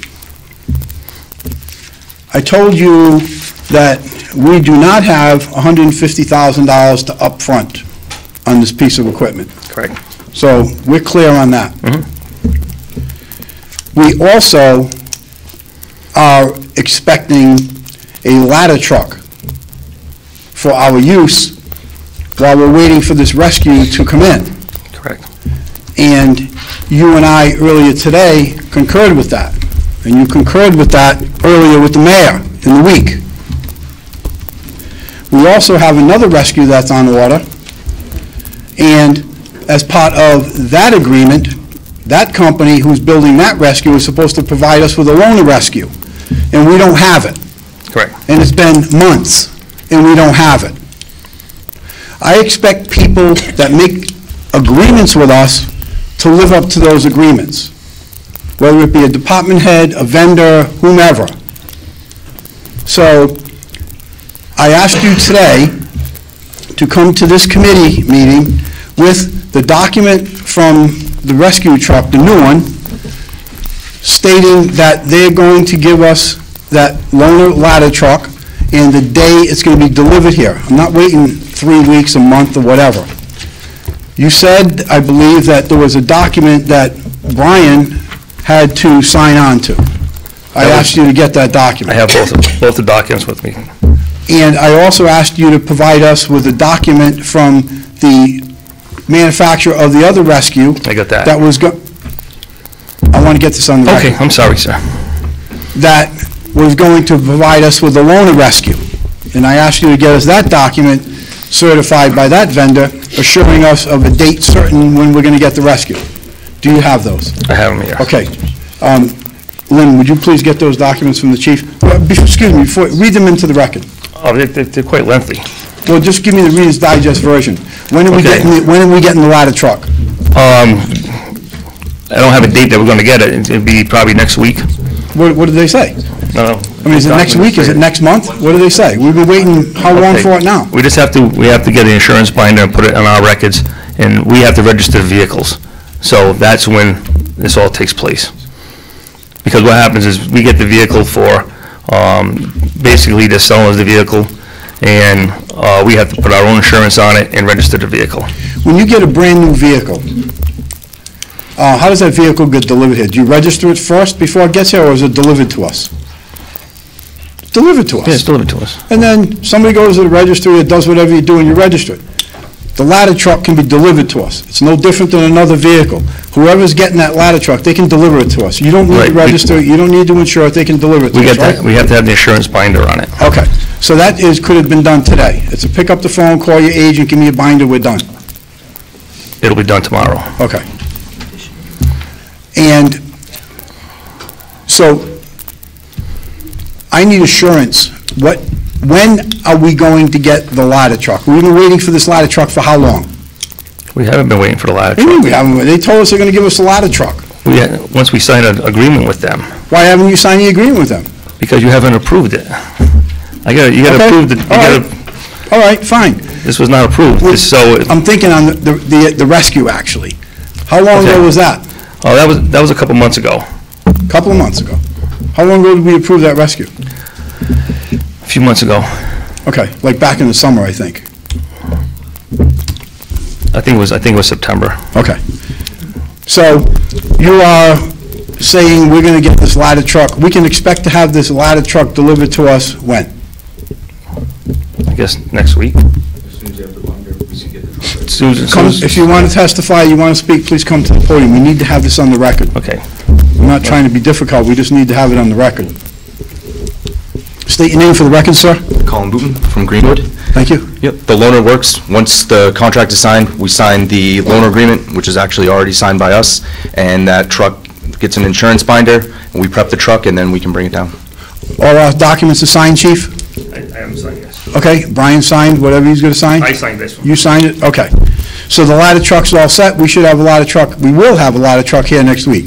You get a binder tomorrow, It's right? Simple. sitting there, it's put aside Boom. for this deal. Okay. And the rescue, you've got the document for the rescue? I do. Give me the Reader's Digest version. When are we getting the rescue? I spoke to him when I went back to the office to get it, so they're just doing the final inspection on it, and we'll get it. Next week, we'll have that as well. Okay, so we have your assurances that next week, some point next week, we're going to have a ladder truck in our possession, and we're going to have a rescue in our possession? Correct. Okay. Those documents, Lynn, could you get those copies for us, chief? I'm going to need copies of, this is the original, he just brought this with him tonight, so. Okay, so... Can I get them to him tomorrow? Sure. Okay. Okay. Anyone want to see those documents? Any members of the city council want to see the documents? Council President, you want to see the documents? No, we testify. Okay.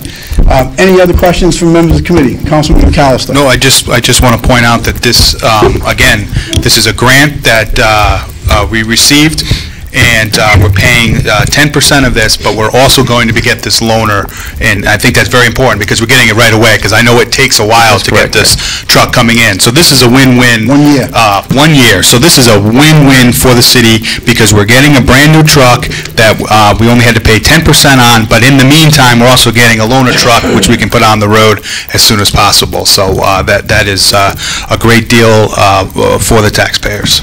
Thank you. Which is why it needed to be put on the record, and we need assurances of when we're going to get the vehicle. I don't want to be sitting here in a month from now and having somebody come to the mic and question, where's the vehicle, and we don't have it. So, Chief, we don't have the $150,000 to put up front on this vehicle. Correct. So, is this $4,500 subtraction staying, or is it going? It's staying. It's No, staying. it's, so that's why the bid award went up by that $4,500. Okay, so tell me the new amount. So the total approval, the total amount of the cost of the vehicle is $708,151. And the city's contribution is $74,362. Okay, so it's the 63 match plus the options, is that it? Is that how you come up to that 71 something? Right. Okay, so what's the total that you're looking for us to approve? $74,362. $74,362. 362. 362.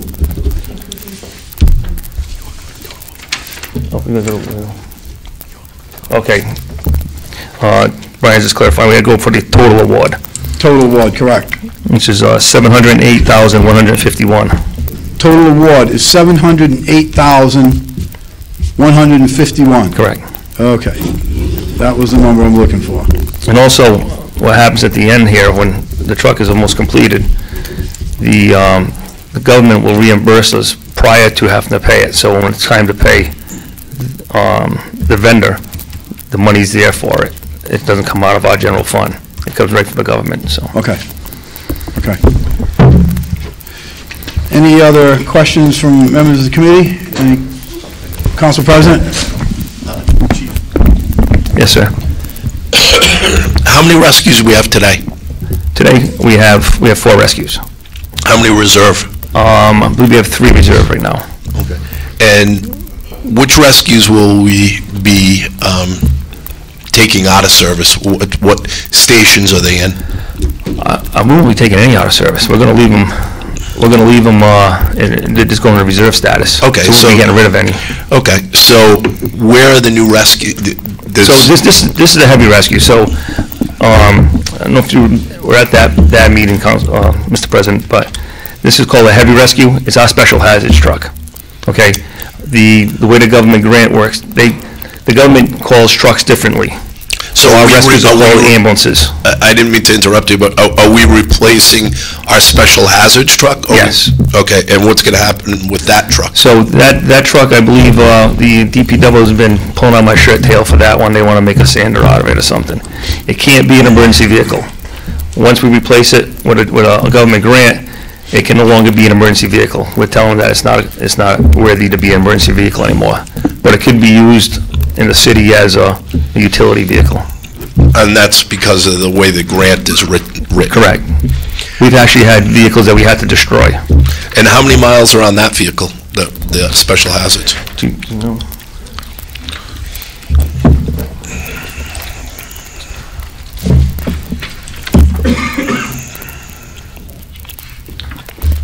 Um, 216,157. And what can that truck be used for, you were saying? DPW want to put a sander on it or something like that, so. Okay. And you had mentioned another rescue that should be coming in? Yes, which the government would call an ambulance. So Okay. that truck coming, I believe is going to replace the one up in Cohasset. That's the oldest truck in the fleet. And the oldest truck in the fleet now, how many miles does that have on it? I don't have that data on me. A couple 100,000. I know our newest rescue has I think it's 118,000. Okay. I mean, obviously, those are the ones we use the most. Yeah, So we have 4 right now with 3 reserve, and the special hazards can't go back into the fleet. It has to go to DPW, but we should have 4 reserve rescues now and 4 frontline rescues. Correct. Okay, thank you. Chief, I just want to follow up on that questioning from the Council President. I know that for several months, I can't say specifically, but I know for several months, in going by Station 1, we've had 2 rescues there. And I also noticed in the past couple of weeks that I don't see 2 rescues there. So what's going on? It may be being used as another truck someplace else. Sometimes at Station 1 we'll have a truck, have it there, and it ends up back at the station that's supposed to, like Station 3 always has a reserve truck there, and when we were borrowing an out-of-town truck, we left it at that station. They didn't want it back. They said, just hold on to it in case you need it. So that when that other truck came to service, we put it at 1 because there's no room at Station 3 for it. So sometimes you just see a piggyback truck there. I saw it there for a very long time. Yeah. And it's 2 Warwick rescues, correct? Yes, Yeah. yes. So right now, we don't have any out-of-town rescues. Okay. And you'll see them disappear now and then because the other trucks will be down repair for preventive maintenance and inspection and whatnot. Okay. The DPW is doing a pretty good job keeping those things on the road. Okay. Any other questions from members of the committee? Any questions from members of the council? Yes, Councilman Crowley, please. I am not suggesting that this is a bad deal for the city, but I still don't understand what line item we are going to be using to pay the city's portion that I heard $150,000, and then I heard a separate figure of $74,900 something dollars. So I don't know how much it is that the city is going to be paying and what line item that is going to be coming from. Brian? The city's portion of this purchase would be $74,362. Excuse me. That amount will not come due, the city will not have to make that expenditure until fiscal year 2020, so the following year. So within the budget for fiscal year 2020, the city will have to budget for those funds for that capital expenditure at that time. So it'll be in next year's budget, a cost of $74,362. Okay, thank you. How's that, Councilman? Sir. Right. Councilman Crowley, the 150 that I had mentioned, it was in the purchase price of the vehicle. So the vendor was offering a discount of approximately 4% if we would front $150,000 in the purchase. We don't have $150,000 to front. And that's why that number of 150,000 was spoken to. And that's why the bid increased by 4,000 and change to 74,000. I should say, our portion of the contribution increased from the 63, whatever it was, to the 74,362. Correct. Correct. So the 150, that was a monies that we would have to put up front. It was like a deposit. I understand that, and I am not going to say I'm a financial expert, but to forego that type of a discount when we can save dollars by spending pennies probably, to me, makes sense, but I am going to defer to our finance department on running the city financial situation. And that's where our advice came from. Thank you. Thank you, Councilman. Brian, please. Yeah. Again, Finance also reviewed this in great detail with the mayor. This $150,000 has not been budgeted for this year. Cash flow can be difficult at times. Most of our debt service comes due in the spring. This is an amount we would get back relatively quickly, but we did not want to chance it. Obviously, you're aware, and it's spoken to quite a few times tonight. We have many litigations in front of us and some unbudgeted expenses. It was not deemed worthy for a savings of $4,500 at this time. Thank you, Brian. Appreciate that. Any other questions? So we're going to have to amend this award. If you're going to be moving favorable, it'll need an amendment to amend the amount to $708,151. The city portion will be $74,362. I need a motion. I'll make a motion for favorable action to amend the amount for $708,151 for the award, and the city portion will be $74,362. Seconded. We have a motion, we have a second. The motion is on the amendment to amend the total award to $708,151, with the city portion being $74,362. We have a motion on the amendment, we have a second, all in favor? Aye. Need a motion to move as amended. I motion to move favorable action as amended. Seconded. We have a motion for favorable action as amended. We have a second, all in favor? Aye. Thank you very much. Motion passes. Thank you, sir. Chief, Committee. keep me informed when that vehicle is here. Both of those vehicles. I'll let you know. And tomorrow, you're going to get the clerk a copy of those documents. Absolutely. Okay, thank you. And also, I'd like to, we talked about it couple weeks ago, and commend Lieutenant Jensen and the committee that put this grant together. Like you found out from the senator, these are very competitive bids, grants, I mean, and to get a vehicle is very tough. And we put in for 2 more for next year, and hopefully we'll meet the needs again, so. Chief, don't misunderstand, and I don't mean to minimize the work that your team put into getting this grant. It was beneficial to me to reach out to some of our congressional people to find out what's involved with this grant, what's the process. Yeah, and kudos. There certainly was a lot of work on your part. There was due diligence on your part, and the efforts are well recognized. And I don't mean to minimize that. Because it's nothing to be minimized. It's not just for you, Chief, it's for also for the public that's sitting here. I don't mean to minimize it.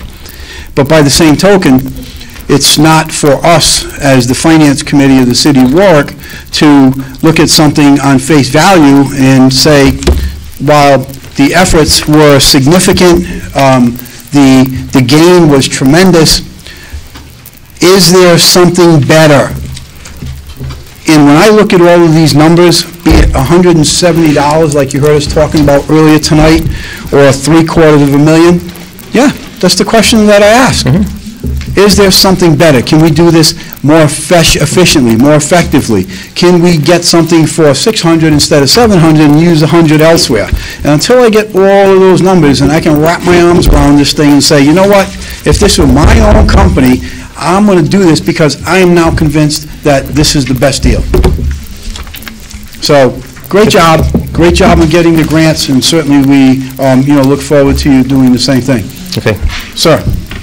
Just very quickly, Chief, I also wanted to, the due diligence done, everything has been, everyone did checks and balances are done.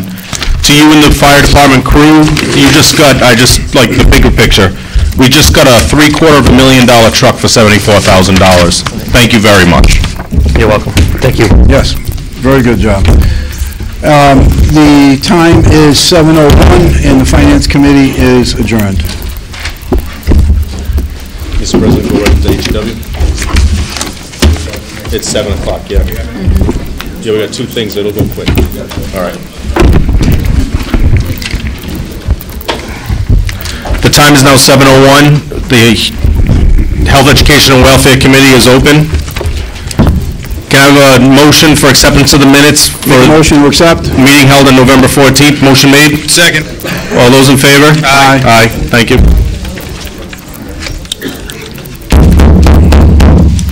Excuse me, if you have conversations that you'd like to hold, please hold them out in the hallway. Thank you.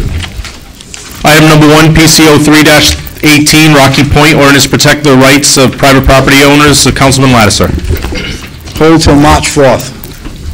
Hold till March 4th. Item number 2, PCR 69-18, resolution to establish a Bucky Brook Advisory Committee. Councilman Lattiser. Hold till March 4th. Hold till March 4th. The time is 7:02. Health, Education, and Welfare is now closed.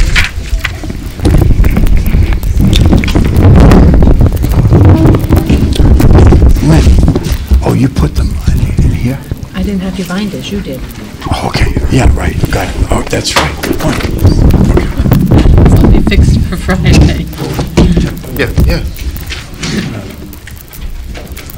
It's in your binder, it's in your folder.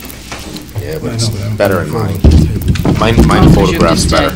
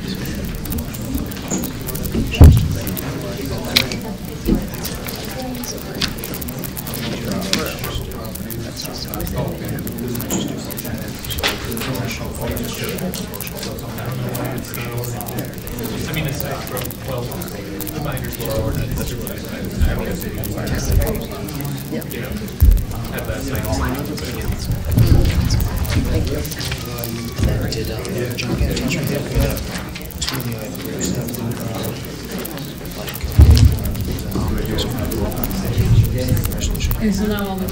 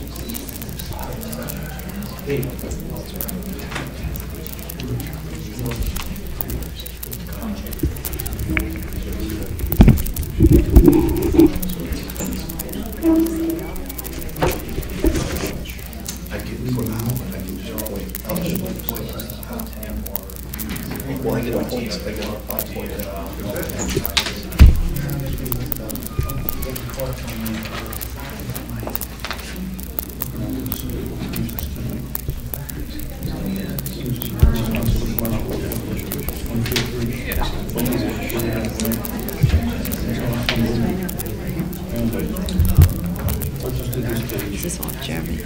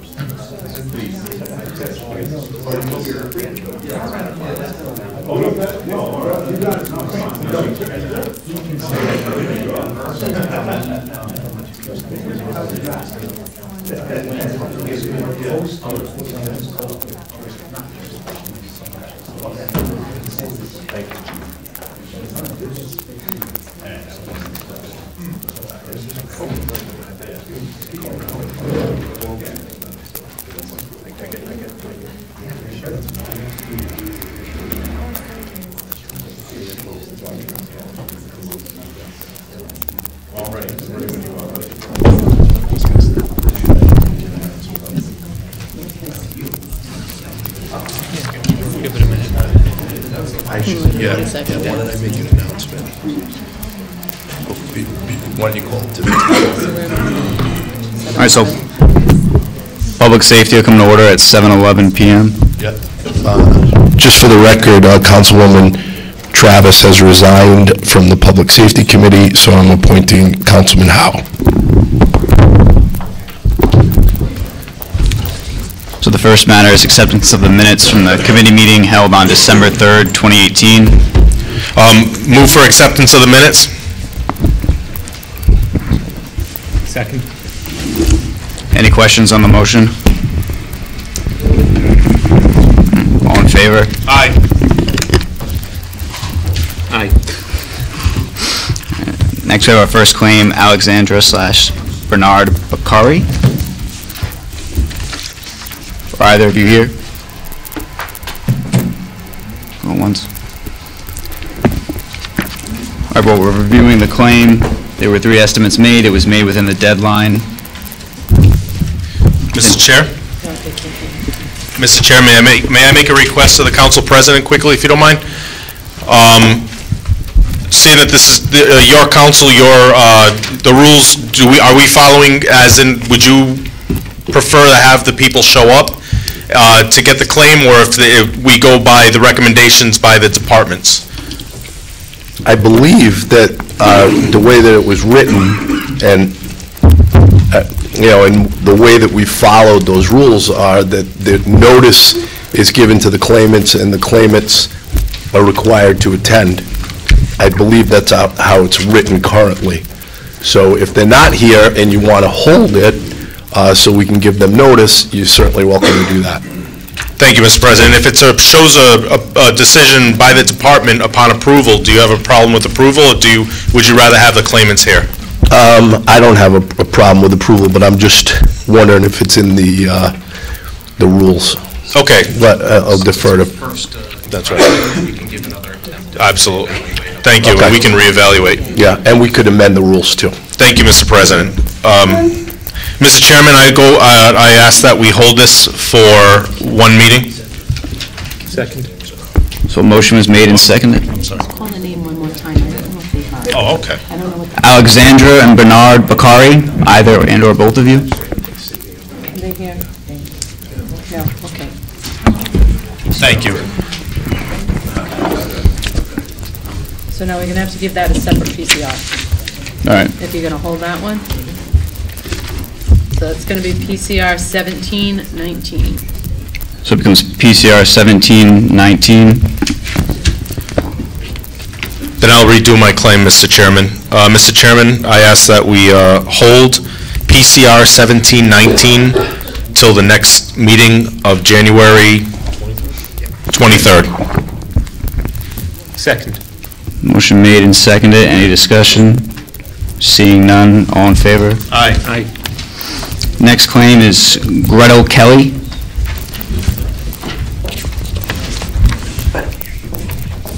No,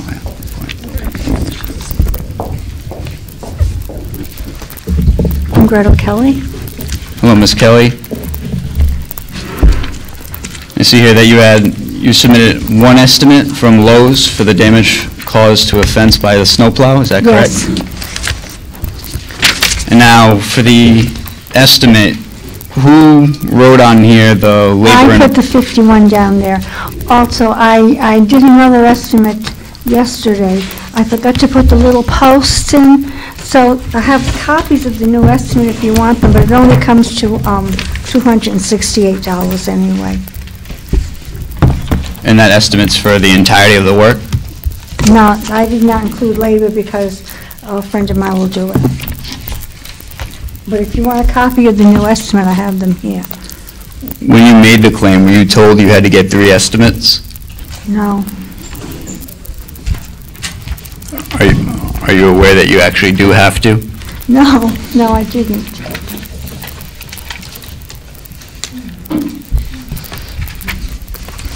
Mr. Chairman? Good evening. The question I have is, you have the estimate, and then you said, and you have labor written into the estimate, but then you said that you have a friend who would do the labor? Yeah. So the amount that you're asking for includes labor?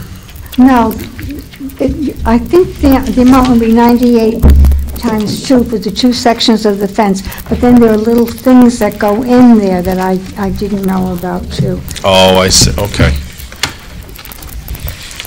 to join them together. Chairman, if I may. Of course. For a point of clarification, I would be interested in hearing from legal counsel whether our requirement for 3 estimates, which I'm familiar with, we use that for auto-related claims related to potholes and that nature, if that 3 estimate policy also applies to damage to property such as fences resulting from a city snowplow. According to the website and the claims form, it does, but I don't know otherwise. 3 estimate policy, so if we want to hold this for a period of time so that an additional estimate may be provided in a timely fashion. Thank you. Ms. Kelly, if we hold this so you can get an additional estimate, do you think you'll be able to do that? So in other words, you want me to go online and find 3 contractors and ask them to come down, check my fence, and give me an estimate, which will be a lot higher than just 2 panels. Mr. Chairman, ma'am, what I think what the chairman is saying is 3 estimates on the cost, not necessarily what you described, contractors. You mentioned that you go to Lowe's, you have a friend who will fix it. So if you got the estimates on the cost of the material, then that can be, do you understand? Because you... So you want one from Lowe's, one from, say, Home Depot, and Yes, another ma'am, one from... because... From Sears? If you can get one from Sears, good for you. I wouldn't trust they have an inventory, though. But, yeah, that's what we're recommending, because that is what our statute says. All right, fine. Thank you, ma'am. And so I have no problem, Mr. Chairman, holding this. How much time do you think you would like? I can do it tomorrow. Okay, so the next meeting is good for you in 2 weeks? Fine. I just don't have to have contractors come down. No, ma'am, just the way, exactly what you did right here. Okay. Okay? Yes, thank you. Thank you. Thank you. Now entertain a motion. Yeah. That's, Go ahead, Councilman Lattiser. I'm a little bit confused with pricing because the claim that has been approved is $853.54. The claim that has been approved is for $853.54. But Ms. Kelly said that she was not including labor. $853.54, it includes, and I might add, handwritten labor of $50.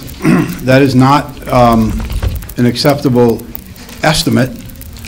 And it also includes labor for the other one of $200. So a little bit confused as to how this number came about with $853 when Ms. Kelly testified that she was not including labor. I'm not begrudging her the labor, but I'm just going by what the lady testified to, that it didn't include labor.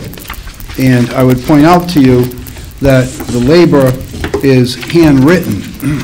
That would be a speculative number because it's not a number or an estimate that is being provided to this honorable body by a registered contractor. And in order to put this fence up, you must be a registered contractor, unless you're doing it yourself. You can do your own work. So just something that the claimant may want to clarify before returning back to the council on the day that you're going to hold this to. Point well taken. Any further discussion? Mrs. Kelly? Yes. If I could ask you to come back up to the podium, please. This is just for clarification. So as the councilman said, you did mention that, you had the estimate in here and you said that they had the labor, and this is for my clarification. You said the labor should not be included because you're getting the parts because you have someone who can do the fence. Okay, so when you bring those estimates back, the 3 estimates, please don't add in a labor cost, so therefore we have it, and that's what the councilman was bringing up. Okay. Okay? Yes. Thank you so much. Excuse me, Mr. Chairman. Yes. No, I need to clarify on that. She absolutely is entitled to have that fence installed by a registered contractor if she wants to, so. Yes. So I don't want the lady to leave thinking that she has to, have a friend put this up. She does not. She has the right to have it put up by a professional registered contractor and be reimbursed for it. I'm just simply clarifying the conversation, and that was such that she said she had a friend to do it. So if she had a friend to do it, then you shouldn't be paying the labor. But she absolutely has the right to have it installed and get compensated for the labor. Thank you. Okay, thank you. Any further discussion? Make a motion to hold. Oh, yeah, we need a PCR, yep. PCR 18-19.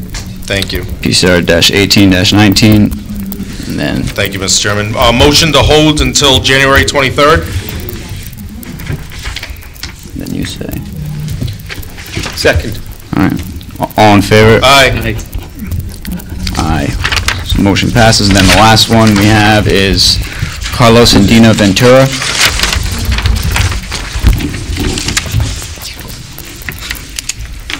Hello, Dina Ventura? Hello.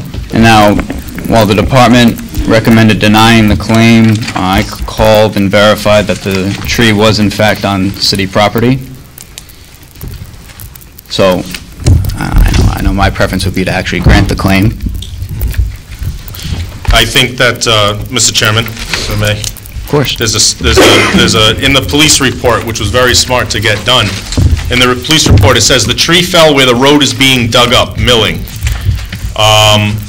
As we all know, so I would side with you on that. I have no problem granting the claim, seeing that there's been a lot of, with all the updates that this council and the mayor has done to repave the roads, there's been a lot of construction going on, and so a lot of these, so even though the department didn't know about the tree, there's a lot of certain circumstances that could cause it to fall, and especially being on city property, there is a responsibility.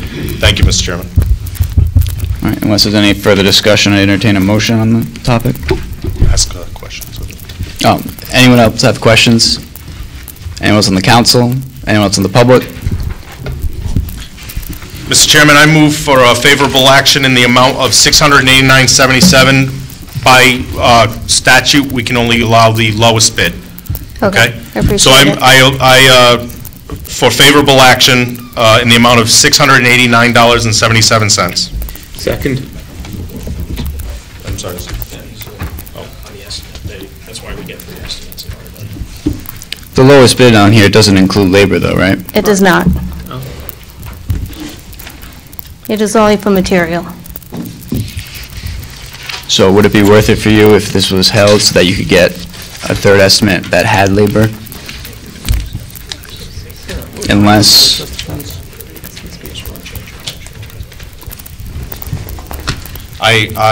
Mr. Chairman, Council has just advised me we could make the motion to include the estimate with the labor 12/7. for the 1270, what's that, Patriot Fence? Yeah. That is the lowest with the labor included. I will withdraw the previous motion, Mr. Chairman. I make a new updated motion to include labor with the supplies approval for the lowest to include labor of $1,270 to Patriot Fence. Second. Any questions? Any questions from the council? Any questions from the public? Seeing none, all in favor? Aye. Aye. Thank you. Thank you.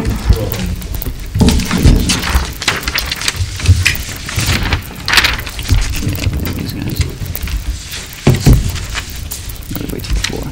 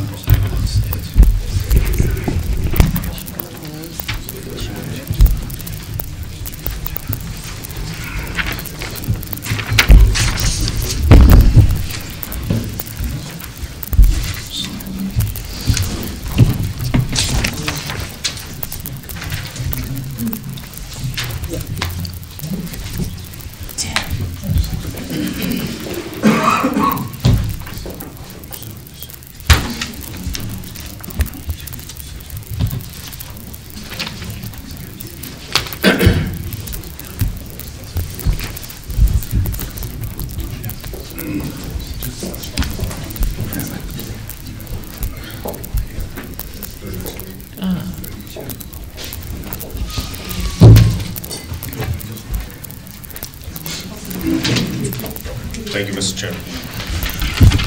Move on to PCR 5-19, resolution relative to traffic studies. Been informed that there was a clerical error, so we're going to hold that. I just need a motion. So do you have a preferred date? January 23rd. Make a motion to hold PCR 5-19 till January 28th, 23rd, correction, 23rd. Second.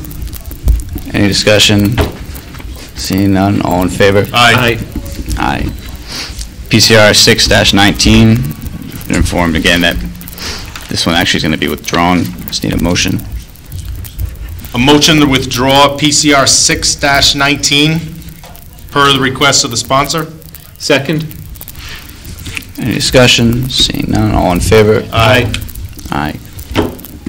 And then PCR 8-19, Councilman Ricks. Move to substitute my sponsorship for the sponsorship of Councilman McElroy, who represents Ward 4. Is there a second?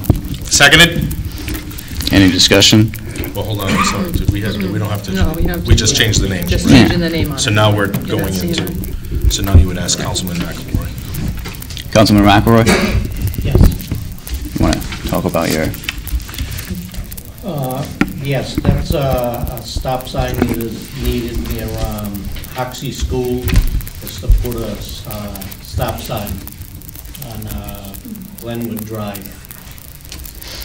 And there was a positive traffic study done recommending that too, right? Yes. Councilman, do you call for favorable action on this? Yes, I do.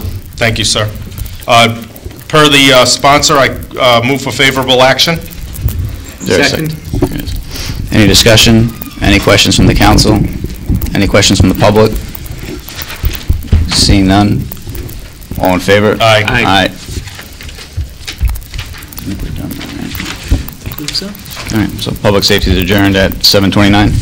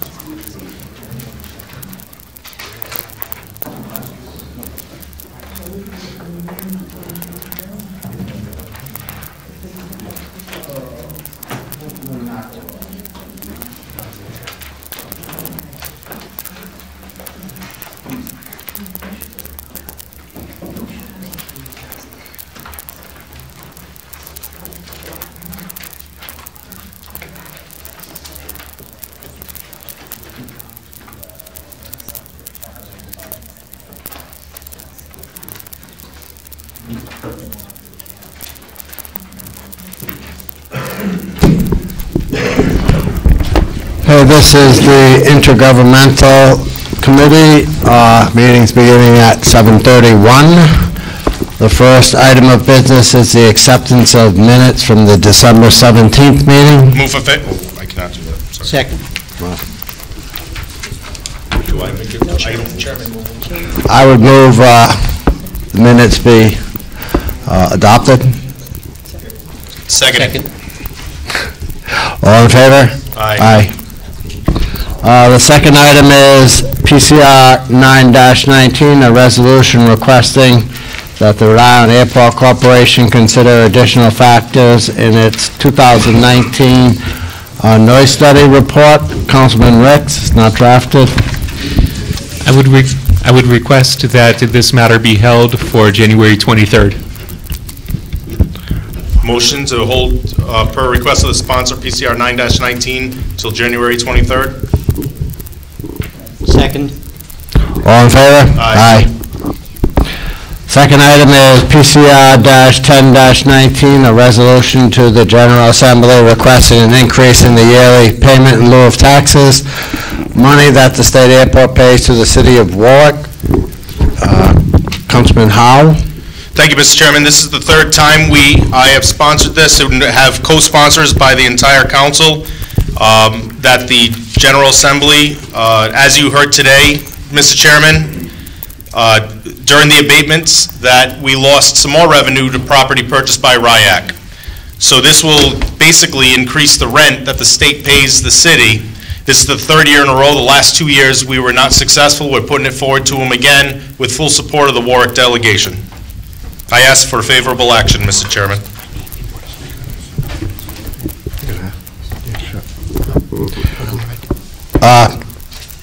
Councilman McElroy would like to be added as a sponsor, and I thought I was a sponsor, but I don't see it on there. I would like to be added as a sponsor, and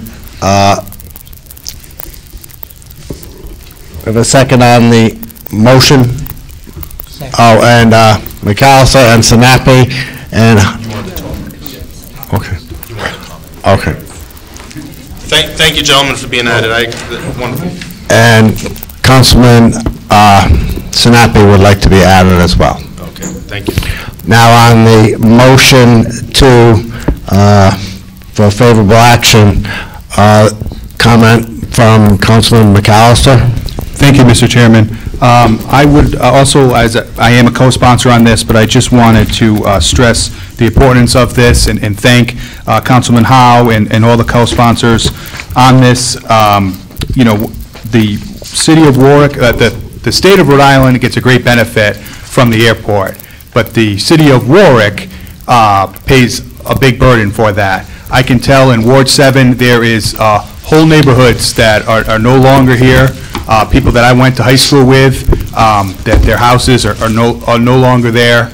Again, we saw on the abatements today, as Councilman Howe talked about, how another abatement was made for the airport. Just this week, there was a fire in the parking lot at the airport, and it's our emergency personnel that go there and do that and take care of that as the first responders in the host city. So again, this is of vital importance that the city pays a big price being the host, and we are very good neighbors to the airport, and I think an increase in the amount in lieu of taxes that the city of Warwick receives is, I think, is something that we should get, and I thank our Warwick delegation at the State House. They've all come out and said that they will support this and push this forward, and I thank them for that, because this is something that affects not only Ward 7, it affects the entire city. Thank you, Mr. Chairman. You're welcome. This is for the public's benefit. It's PCR 1019, which I believe is on our agenda as number 3, under the new business.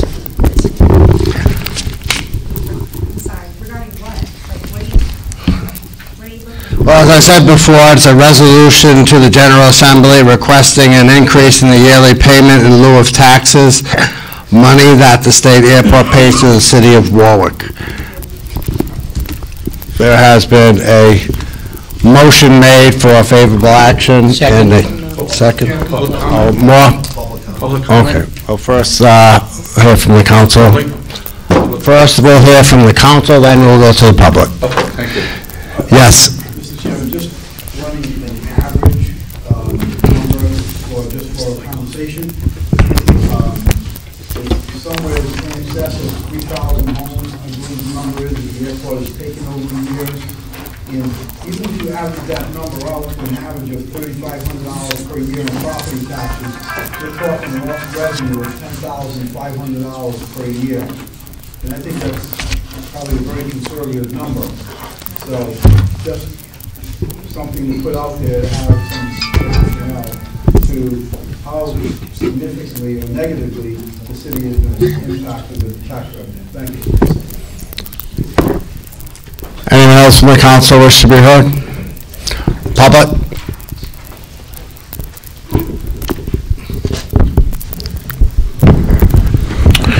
Hi, good evening, everybody. Thank you for allowing me to speak on this. Michael Zarum, tonight speaking as resident in Ward 2.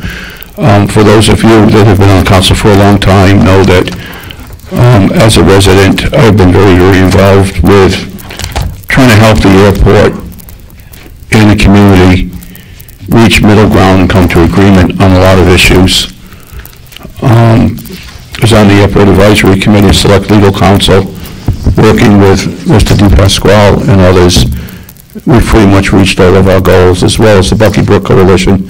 Participating with them, we ended up with over $100 million of mitigation from TF Green Airport and the Airport Corporation. Everybody said it couldn't get done, but we did it. The way we did it was we were very, very careful about strategy and how it's done. As far as the payment lower tax type agreement and everything, it's been around for some time, and I want to make sure that hopefully we get what the city deserves. And with that, I want to make sure, did I understand you correct, that you've tried this a couple times, it didn't work? Yes, sir. Okay. Do you know why it didn't work? And I'm hoping this is going to be productive. Through the chair, is that okay? Correct, yeah. I will ask the question again, Mrs. Zarum. Do you know why they refused or it didn't work the last time? I don't believe it ever got out of committee. Even the committee, okay.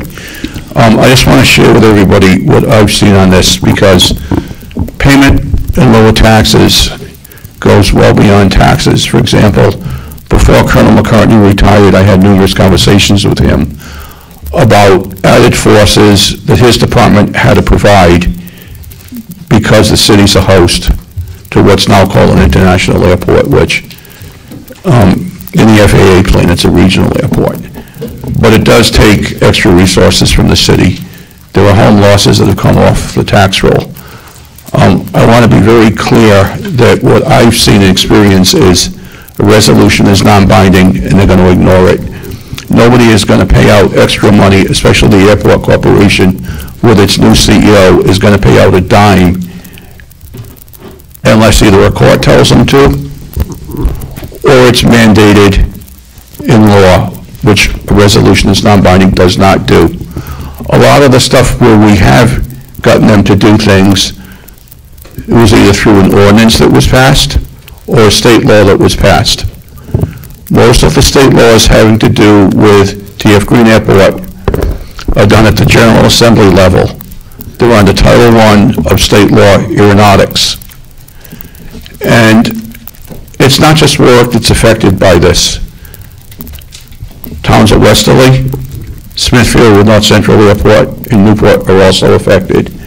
And I often wonder if they should be involved with making sure that the Airport Corporation pays its share.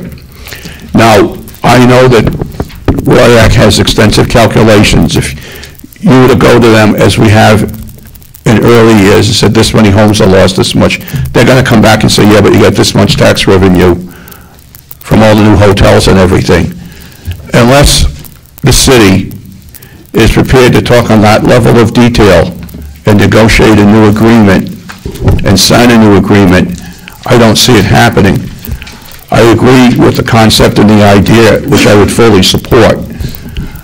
But I think the city needs to have a lot of backup to go forward with this. I'm willing to volunteer to help the finance department do a spreadsheet which identifies all this kind of stuff, because I think without it, it's going to keep going in circles. Mrs. Aaron? And that's, I don't know what else to say. I support the concept. If you want to do a resolution, fine. You're basically going to tip the airport corporation up what you want to do, and they're going to go prepare their own numbers, and the city's still not going to have any numbers. And I would just highly suggest that the city really do its homework and assign somebody to come up with the detail to support whatever you're asking for. And then once it's in a new agreement, to have an annual escalation clause. So maybe it's this much money for this fiscal year, but going forward, you may want to consider tying it to the consumer price index. If the consumer price index goes up 3% a year, plus for any additional services that may be needed. Those are my comments. The decision's up to you guys, but I'm willing to make myself available to chat about any of this stuff. Everything I've done with the airport has worked and gotten what we've wanted within the law. So. Okay. Thank you, Mrs. Aaron. I just want to make it clear that this is a resolution that we're sending to the General Assembly so that it is a matter of Rhode Island legal statutes that have to be changed, so that this is simply the City Council resolution to the General Assembly to seek an increase in the pilot program. Seek an increase, okay. Yes, it's from the General Assembly is the one that will be involved in hearing the request, and they will be the ones that will be speaking with the Airport Corporation. The City Council can simply try to influence the Airport Corporation to consider the request. We're not the ones that are going to be taking action on it. That's fine. Thank you for explaining that.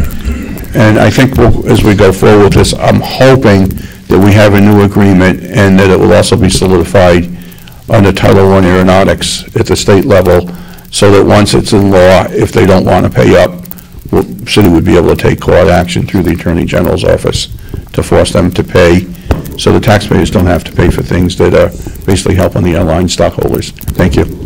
Thank you, Mr. Zaham. Is there anyone else from the public that wishes to be heard? Okay, we have a motion. Second. It's been seconded. Been second. All in favor? Aye.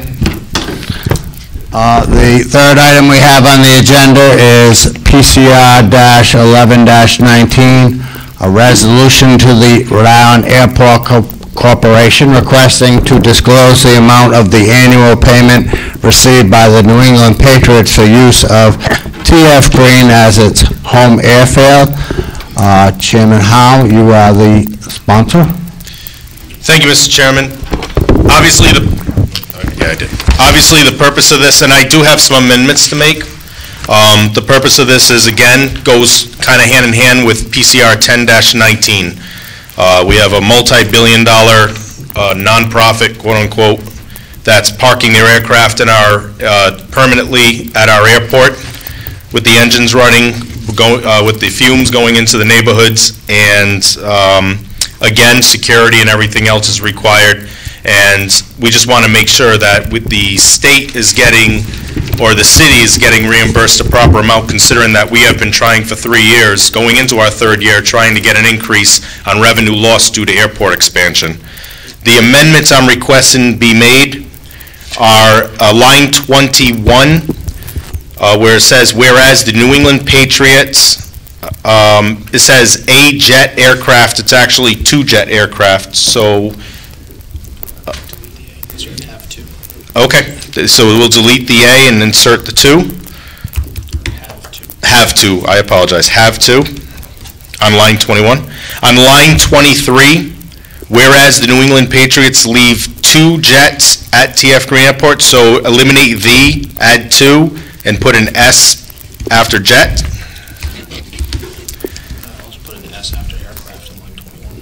Thank you, put in, yes, thank you. S after aircraft on line 21.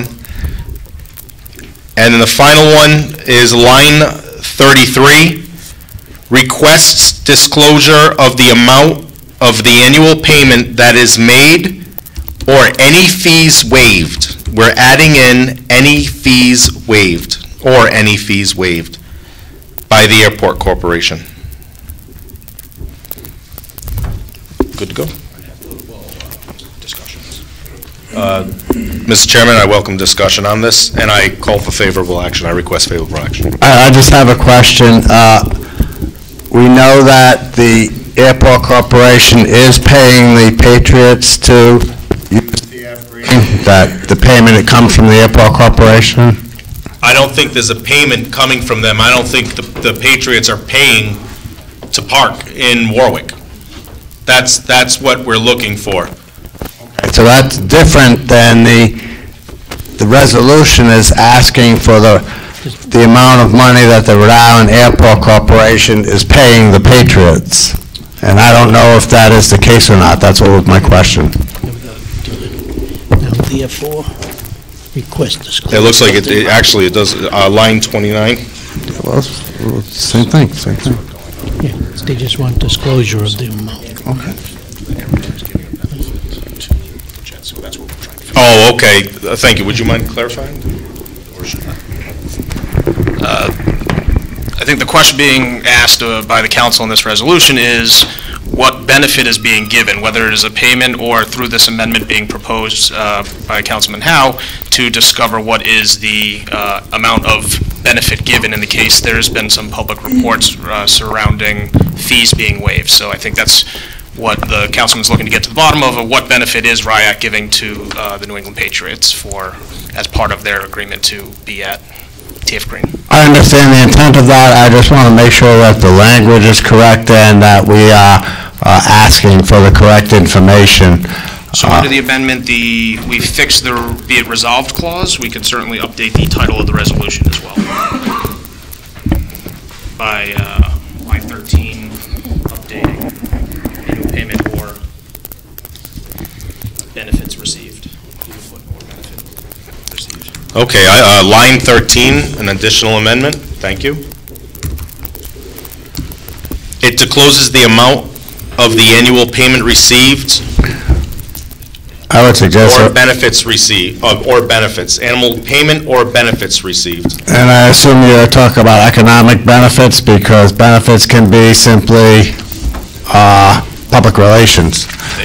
We're asking them to disclose all and any payment or benefits. Absolutely.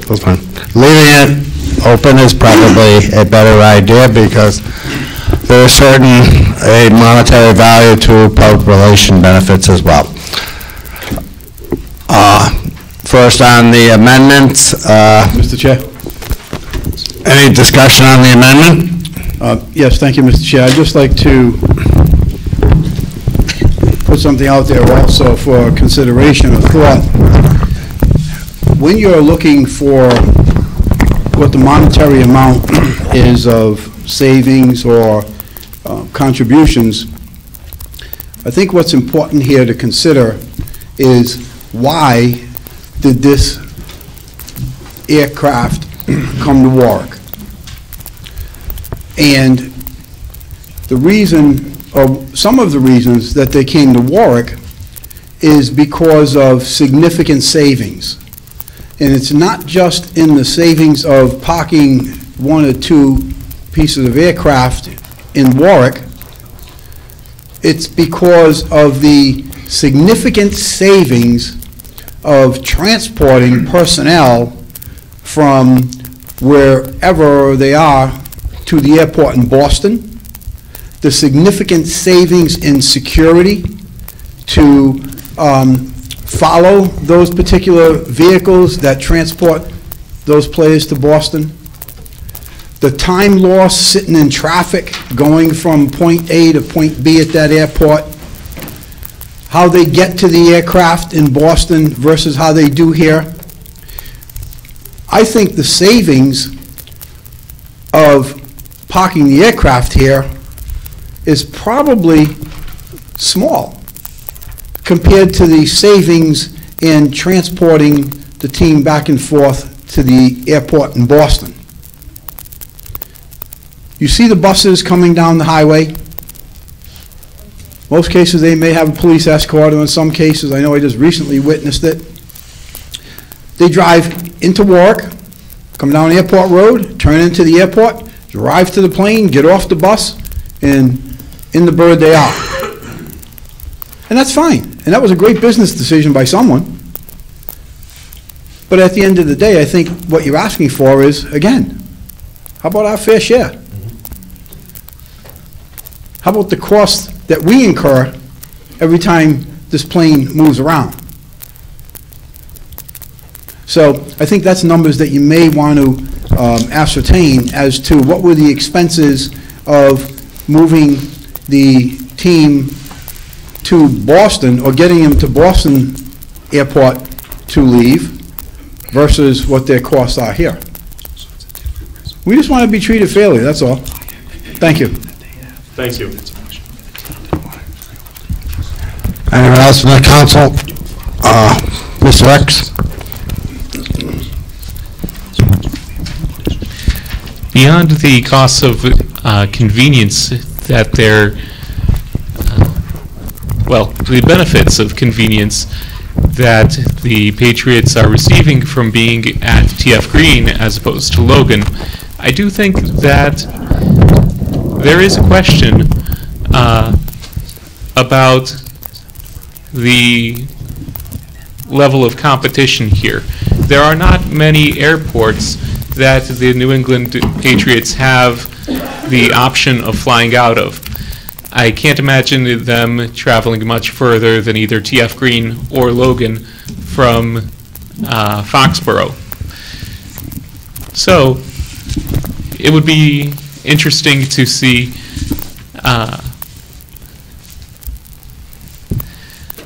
what, if anything, Logan is charging or was charging previous to this, and I believe that we can certainly find that independently of this resolution, but whatever that figure may be should also be a factor that we're all considering when we're looking at all of the fees that the State of Rhode Island and Rhode Island Airport Corporation are waiving in this matter. Because when you only have two bidders, so to speak, why would the lowest bidder be going out of their way to undercut themselves and cost themselves money giving away something for nothing at all? Thank you. Is anyone from the public wants to be heard on the amendment?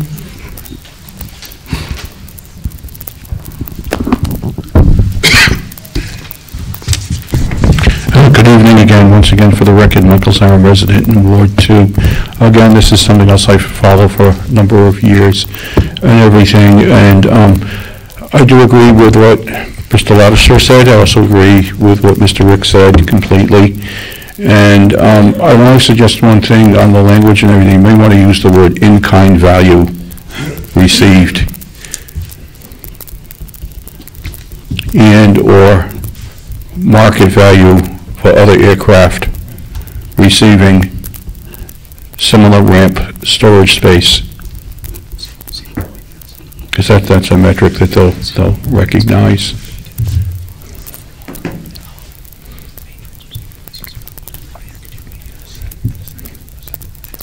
And I do think the points that were made, that they'll claim that they do get public relations benefit from it, I know is certain, and that's kind of an intangible value that how do you determine what it is almost impossible. And just kind of one thing that's kind of funny here is that back years ago, before they extended the main runway there's a Patriots flight that was sitting on the ground in the same area. It was a leased aircraft. And it was a 767, which is considered a heavy aircraft, which is the reason they said they needed the longer runway. I saw the flight on the ground. They were getting it ready for takeoff later that evening. I went online and got the flight plan and saw that it was headed nonstop to the West Coast, something the FAA said they could not do from TF Green. But the flight plan was filed to fly nonstop from TF Green to San Diego for playoff that year. And I called John Howell. I said, let's do a funny article. FAA says you can't fly to the West Coast nonstop on a heavy aircraft. I think they're going to do it. And Mr. Howell went up and took pictures and ran the humorous article the next day. And they did fly nonstop from TF Green in the heavy aircraft to San Diego for the playoff from the old runway before it was extended. So anyway, but I hope those comments are helpful. That's all I have on this one. Thank you.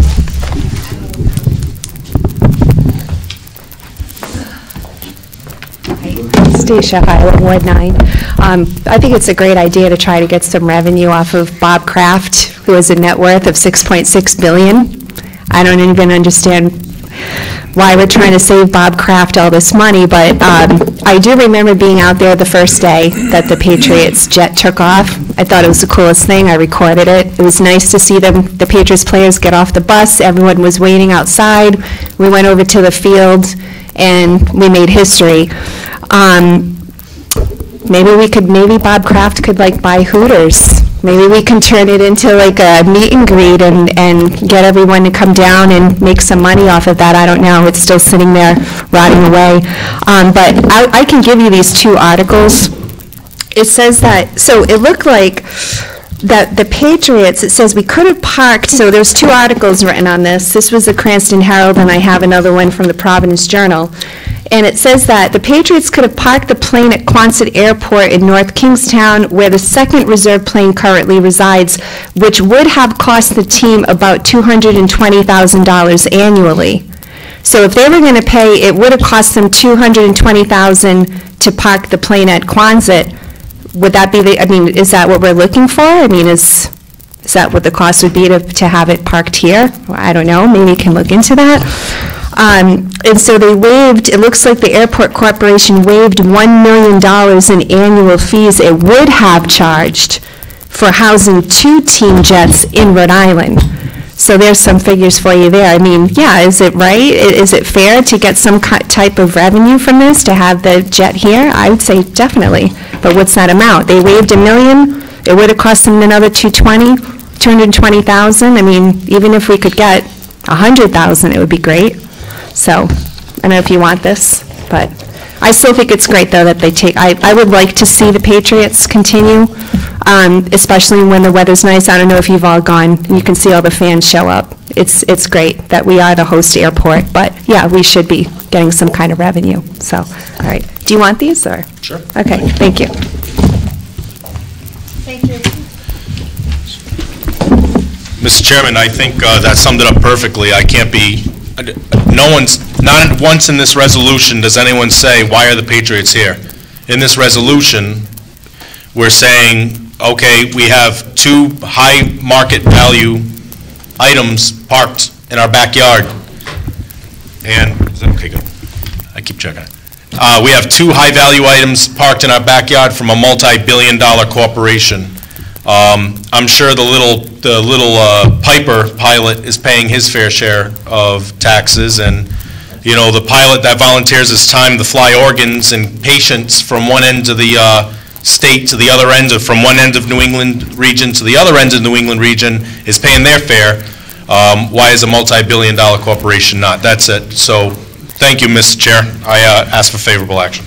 Okay, well, we are on the motion to amend. I move. Okay, it's been moved and seconded. All in favor? Aye. On the, excuse me, on the PCR itself, is there a motion for favorable action? As amended. As amended. I move favorable action as amended. Seconded. All in favor? Aye.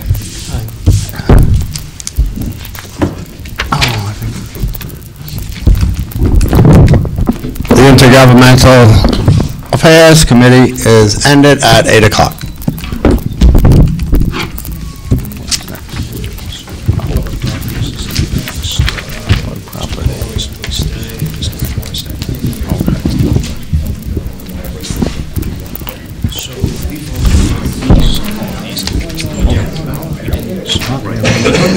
Public properties. Jeremy. Public properties? Jeremy, you're in. He's in public properties. One more. Oh, you're in that? What? What am I doing? Oh, he's out.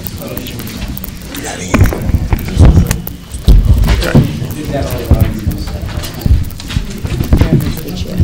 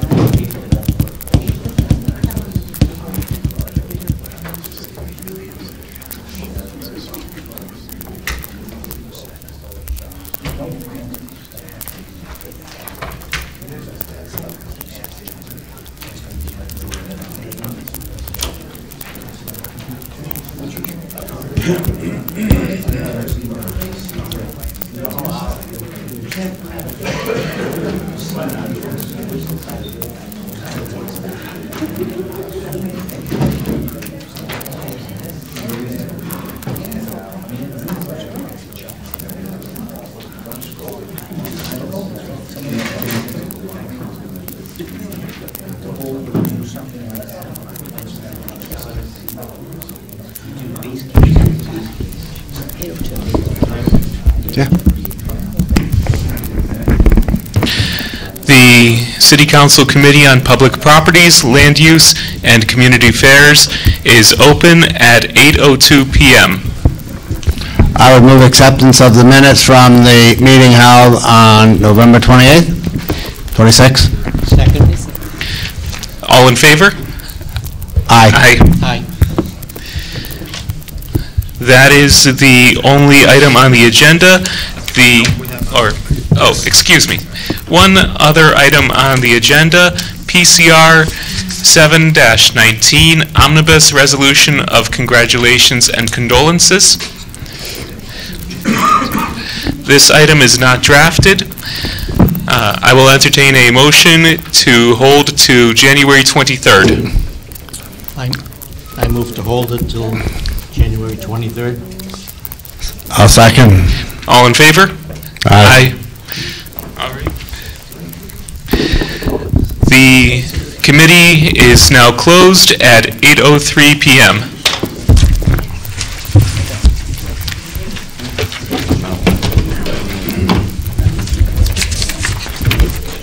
Any more?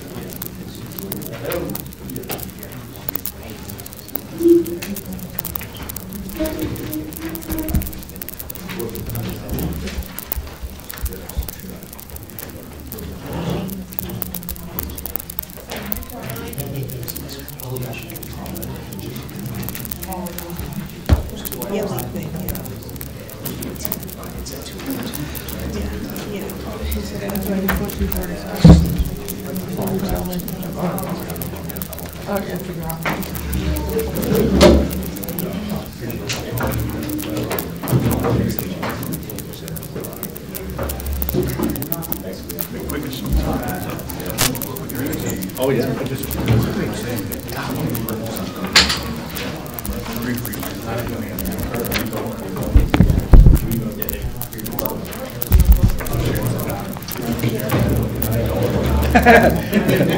That's a smart move. She don't want to share that. You'll never be able to use that roster. All right, hold on, that puppy is crazy. That's what I should have said to the mayor last night. You got a lot of goons giving you the mic at this event. You think the council meeting you want? They're going to be here all night.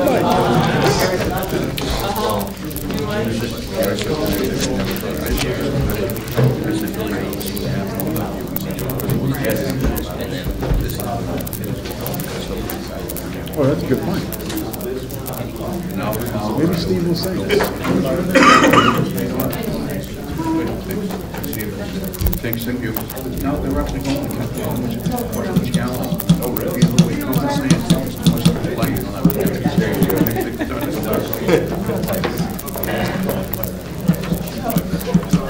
Other than that, this is the site that we restored on the shore road. We got a grant.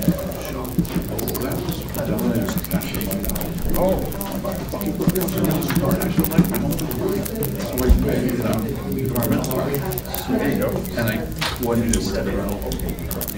But this is when we did 2010, 11, 12, 13. We went in, we sprayed, we went in with mechanical equipment, cut it down. And all the native stuff was coming back. We did it over 4 years. And now we're getting into it. That's the organizational meeting, right? We're doing this in And then the regular first meeting is Tuesday. I'm going to make this a fun meeting. Why, you going?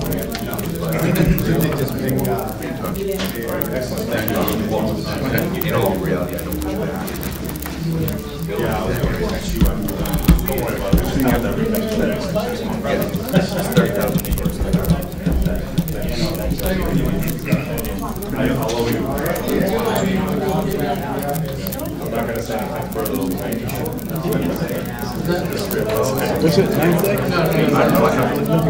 19th.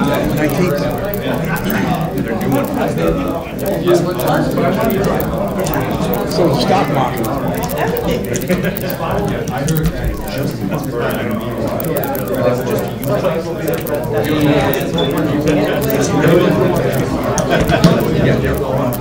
Yeah, no, thank you, I appreciate that, because I didn't get that meeting in. Oh, yeah, no, don't worry.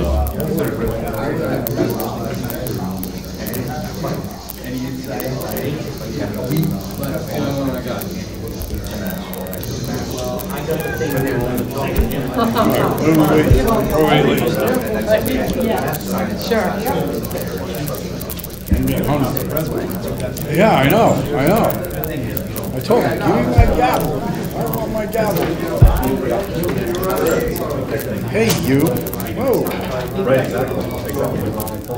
Yeah.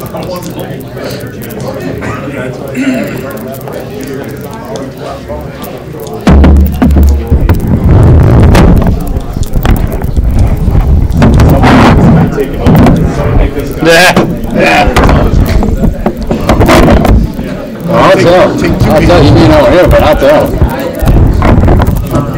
What about the 921? I don't know what you're talking about. So then I'm like, I know I'm not losing my mind, so I search it. And I'm like, there it is! Sent by who? Me. And you know, when you post that, it even dawned on me, and I didn't go back to look what I may have sent. Because I thought I was losing my mind. Because I called. Remember, I also did it when I was doing my flyers. I'm like, what are the numbers? And I'm like, 921. And they're like, no, there's no 921. I'm like, I got a brochure that says 921. That doesn't exist. Yeah, I guess that's right. But the ones we published in the big was also green. Right. And I said that to her, yeah. But when I remember Carlos saying, I remember some conversations, I remember him saying, we're transitioning. He kept saying, we're transitioning. And we are. Well, with the exception of the police department, which is 468. Wait a minute, what do you mean you are? Well, past tense, we have. Every day, 921. It's still 738. Oh, yeah, that's right. Why is it I'm sending this 921? No one knows what I'm talking about. Because we don't publish the number anywhere. If you go on the white page, blue pages, online, everywhere else, it's all 738. So what's the 921? Our personal direct lines to every employee. So if you call the city for business, you're dialing 732,000. If you're calling an employee directly, you're dialing 921. So not extension. Right. All right. So. All right. So it is, but, so it's not shared, I should say. Right, exactly. All right. Not for public consumption. Do you want That isn't good enough? up, Alan.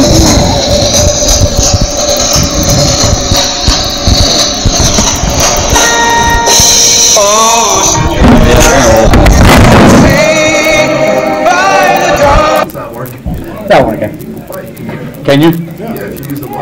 I'm trying. I was trying. Huh? Oh, yeah, no, that's not gonna happen. We'll empty the room. All right, we'll get through it. Okay. You say it's good enough? It's good enough. Okay, you guys ready? Is he on the phone?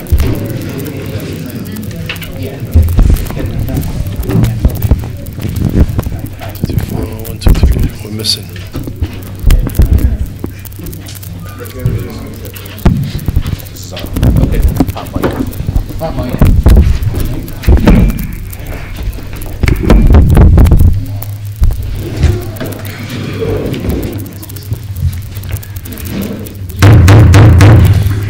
City Council will come to order. The clerk will call the roll. Mr. Marola? Here. Mr. Corley? Here. Mr. Howe? Here. Mr. Lattiser? Here. Mr. McAllister? Here. Mr. McElroy? Here. Mr. Ricks? Here. Mr. Sinapi? Here. Ms. Travis? Here.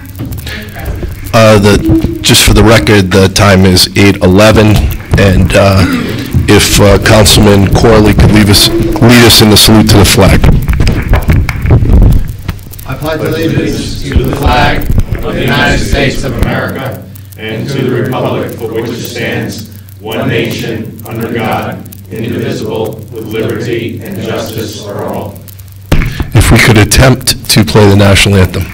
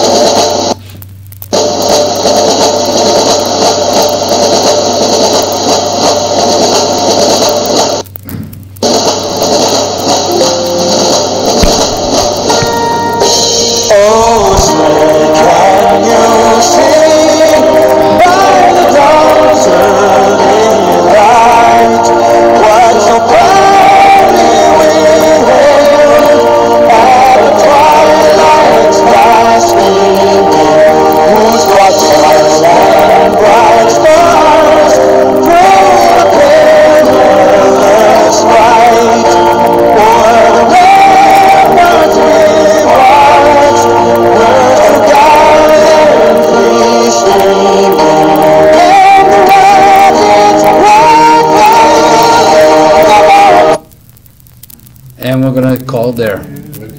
Thank you. Thanks for the attempt. If we could all have a seat. And I'd like to thank everybody for their indulgence. We're in a temporary situation because we had a leak at City Hall, which leaked into the council chambers, so we'll be here for the next few months for those people wanting to come to a council meeting. It's obviously advertised online, and it will take place inside the Warwick Police Department in the Board of Public Safety room. We'll move on to general communications.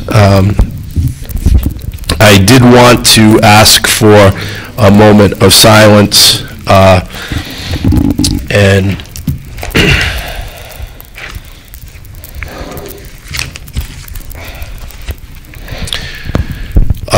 for Norman Blair, who was born in Warwick. He was the owner of Barry's Nightclub and also the Showboat Restaurant in Coventry. Excuse me. He recently passed away. I know former Councilman Joe Gallucci had asked for a resolution of condolences that is being put together. And at this time, I'd like to ask for a moment of silence in reflection for Norman Blair.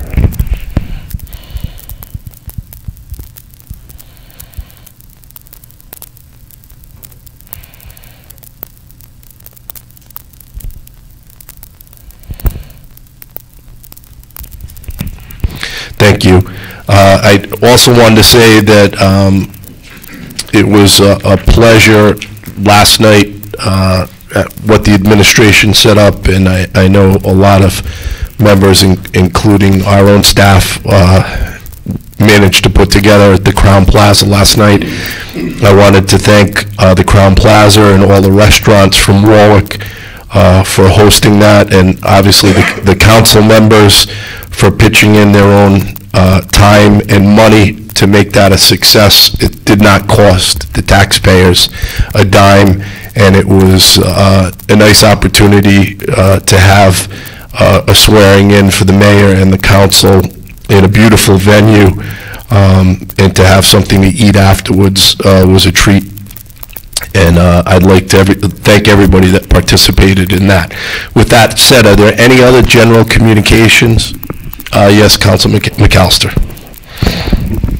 Thank you very much, Council President. I just wanted to give a quick update on the Buttonwoods Community Center. That we are doing outstanding work. The city is in there every day. They are getting the building ready not only for the seniors and the community to get back in there, but for our city workers to get into a new place. And I have to commend Councilman Lattiser, who has been extremely helpful with organizing and working with the planning department, with the building department. We're working with, we're getting all the permits required from the city, from the state. This is once again going to be a great asset for the city of Warwick, and we are making outstanding progress. We got the roof is fixed. We are doing inside right now. Every day they're in there making improvements. I stop by, and from day to day, it's great to see how far they're coming. And so I just wanted to thank the DPW director and building maintenance and all the workers that are in there and putting the sweat equity in that building, and I really look forward to coming soon when we get to reopen that and welcome back the community to that building. Thank you. Thank you, Councilman. Councilman Lattiser. Thank you, Mr. President. I would like to call for another moment of silence, if I may, for one of our long-term employees' wives, David Manchester. He lost his wife this past weekend at a very young age, and I'd like to call for a moment of silence for her. So we'll have a moment of silence now.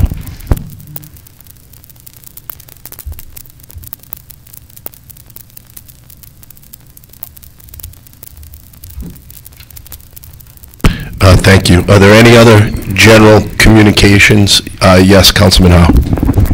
Thank you, Mr. President. Very quickly, I want to take a moment to identify something that I wanted to say in finance, but we were literally diligently with the chairman hard at work fixing the finances or going over the finances of the city.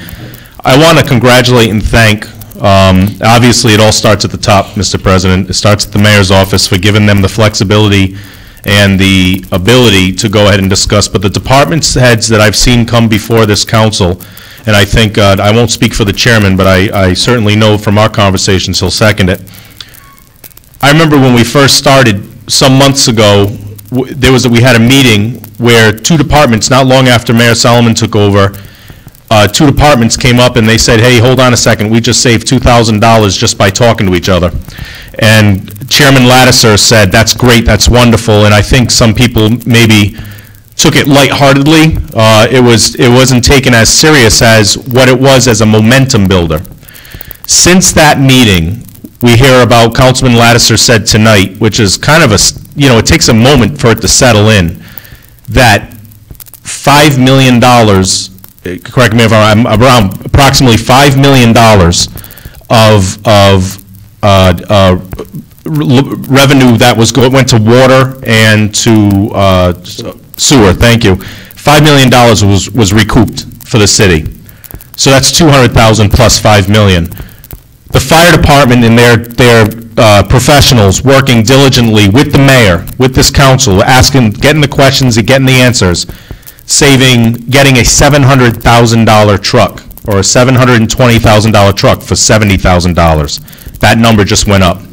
The police department coming to the microphone saying, you know what, we've noticed that we've only spent this, but we don't need this much. That saves money. If I was to total up, in the top of my head, the abatements that are being done on a more fine-tuned, MIS coming to us saying, we're going to invest now, we're going to save later. Every department that has come up before us has come up with new ideas, thinking outside the box, if you will. And I don't know the exact number, Mr. President. I'm sure you would have a better idea. But I want to thank the mayor. I want to thank each and every department head. I want to thank the people who are involved in this. But as a taxpayer and someone who sat on the finance committee with that chairman and with Councilman McAllister and with this honorable council, to say that I know for a fact, in my mind, I think that we've saved anywhere from, I feel comfortable saying, $8 to $10 million in 6 months. In 6 months. That's huge. And if I welcome to be corrected on the numbers, but I feel the energy, and I'm very comfortable with the future. And that was something we were told back in May.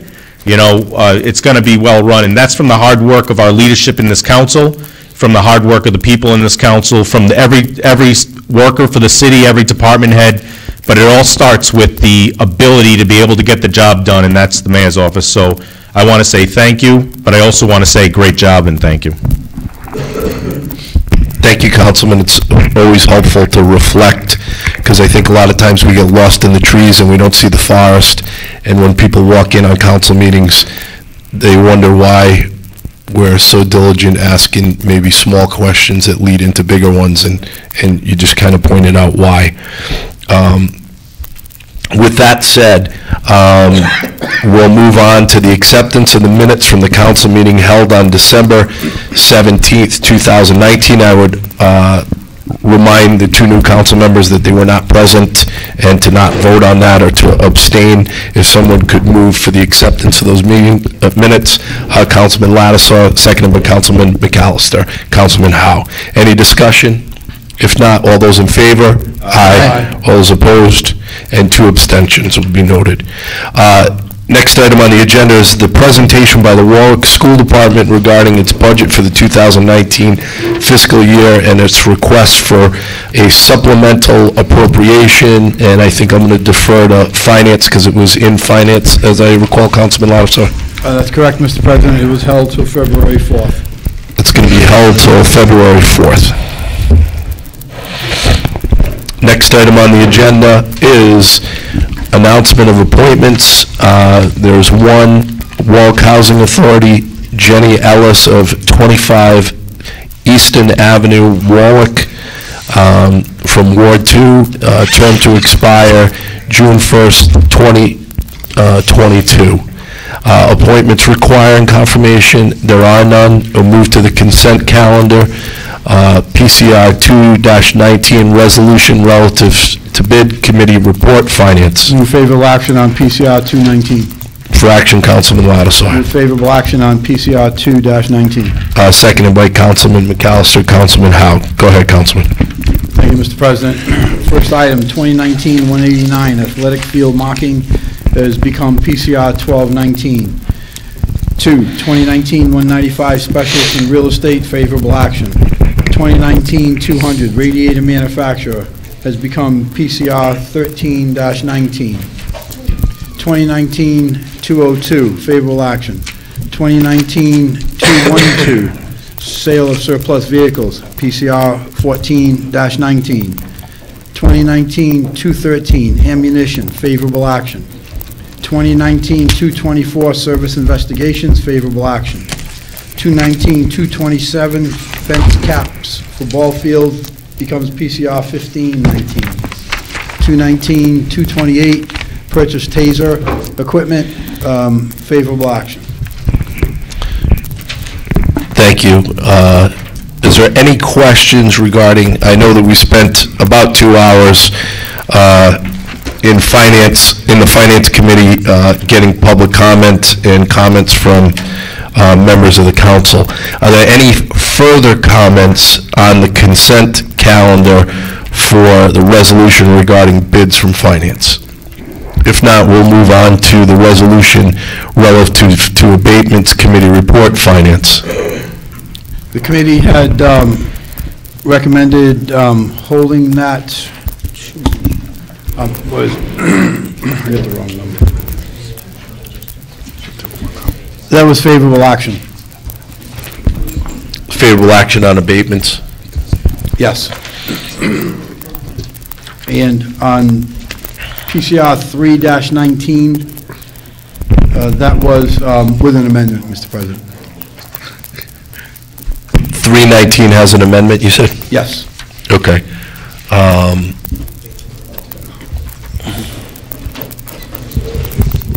So the amendment was to remove out of the abatements Michael Taylor, reference number 9952, in the amount of $56.12, which has become PCR 16-19. So that's going to be a separate PCR 1619? Correct. That's one item.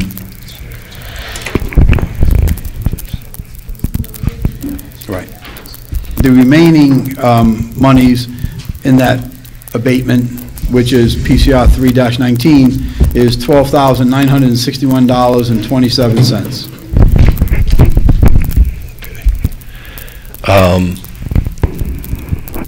So that was, thank you, that was that was amended in finance. Correct. To have that removed, and we have a separate docket number for that.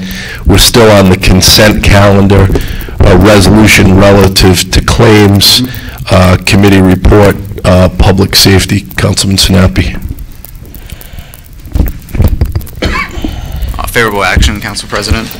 Okay, and then, so we separated out item number 1 with Mr. and Mrs. Bakari became PCR 17-19. Item 2 with Ms. Kelly became PCR 18-19. And then on item 3 for $1,270, we recommended favorable action. okay, and just so we're clear, it was seconded by Councilman McAllister and Councilman Lattiser. All right, any discussion relative to claims? I know we spent a lot of time on that. Also, next item on the consent calendar is a resolution relative to traffic studies, committee report, public safety. That's being held till January 23rd. Okay, and so that will be held till January 23rd. Next item on the consent calendar, PCR 1619, resolution relative to street lights, public safety. And that's being withdrawn. That's being withdrawn. A recommendation and withdraw, and that's seconded by Councilman McAllister, Councilman Lattiser. Last item on the consent calendar is PCR 719, an omnibus resolution of congratulations and condolences. That's Community Affairs. We have a report. Hold to January 23rd. Hold till January 23rd. Okay. The consent calendar has been moved and seconded. Are there any questions, further questions on the consent calendar? If not, the clerk will call a roll. Mr. Marola? Yes. Mr. Corley? Yes. Mr. Howe? Yes. Mr. Lattiser? Yes. Mr. McAllister? Yes. Mr. McElroy? Yes. Mr. Ricks? Yes. Mr. Nappy? Yes. Ms. Travis? Yes. Consent calendar stands passed. We'll move to the items that were removed from the finance docket. If we could have the first one, Councilman Lattiser. First item is PCR 12-19. Recommendation of the Finance Committee is hold till March 4th. Held till March 4th. Next item? Next item is PCR 13-19. It was unfavorable action requiring the department to rebid and purchasing department to call the vendors to be sure that they have received the bids. So the recommendation is for unfavorable action? Correct. Okay, so that's a recommendation for action. Councilman Lattiser, you going to move it? Yes, move unfavorable action on PCR 13-19. Do I have a second for Councilman McAllister, Councilman Howe? Any questions on this item, which was also in the Finance Committee, which we spent about 2 hours on? Could you repeat that, Mr. I didn't hear you the 6th time. Okay. So if not, the clerk will call the roll, and a yes vote is for unfavorable action, so they can go out to rebid. Mr. Marola? Yes. Mr. Corley? Yes. Mr. Howe? Yes. Mr. Lattiser? Yes. Mr. McAllister? Yes. Mr. McElroy? Yes. Mr. Ricks? Yes. Mr. Sinapi? Yes. Ms. Travis? Yes. 9 yes. Stands passed for unfavorable action. Mr. Lattiser, next item on the finance. Next item is PCR 14-19, and there was an amendment. Okay, for action, that's what the recommendation is favorable with an amendment. Correct. For action, Councilman Lattiser. The amendment would be... You're going to move it, sorry. Favorable action with an amendment. Okay, and that's on PCR 14-19, seconded by Councilman McAllister, Councilman Howe. Go ahead, Councilman Lattiser. The amendment, at the request of the department, police department, would be to remove the items, which are two items, two vehicles, 2003 vehicles, and get an approval to sell them for $561.20, and the remaining 5 vehicles, which are the Crown Vics, for the department to keep them. So Councilman Lattiser moves that as the amendment. It's seconded by Councilman McAllister. Councilman Howe. Is there any... I'm sorry, and Mr. President, it also reduces the net price. I didn't have that item down here. Sure. Oh, I said that. $561.20. Yeah, you did. Yep. So the amendment has been moved and seconded. Is there any discussion on the amendment? If not, the clerk will call the roll on the amendment. Yes is for favorable action on the amendment. Mr. Marola? Yes. Mr. Corley? Yes. Mr. Howe? Yes. Mr. Lattiser? Yes. Mr. McAllister? Yes. Mr. McElroy? Yes. Mr. Ricks? Yes. Mr. Sinapi? Yes. Ms. Travis? Yes. The amendment to PCR 14-19 stands passed. Councilman Lattiser, if you could move that as amended. Move favorable action on PCR 14-19 as amended. Seconded by Councilman McAllister, Councilman Howe. Any discussion on this as amended?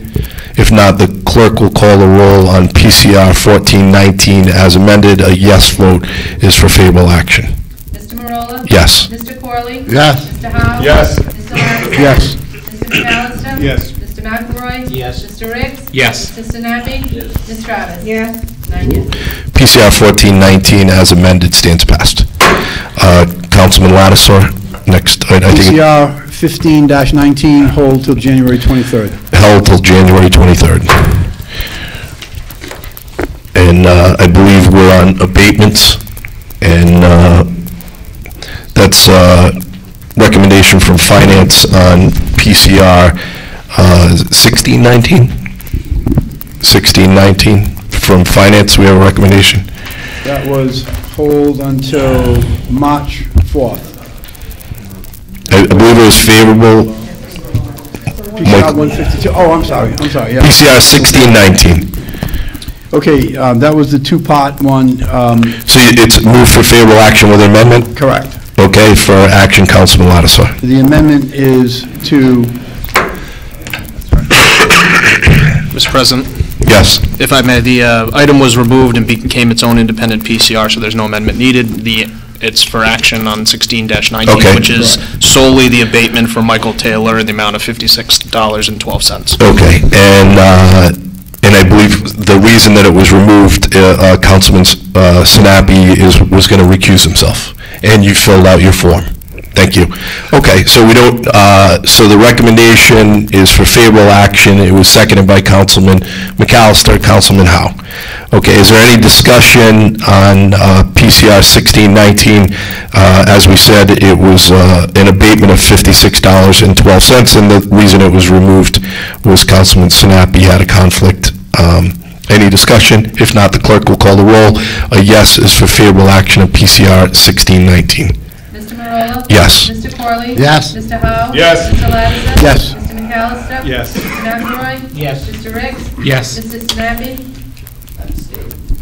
Ms. Travis? Yes. 8 yes, 1 abstention. Okay, PCR 16-19 stands passed. Resolution relative to claims, we've already passed those. 2 were removed?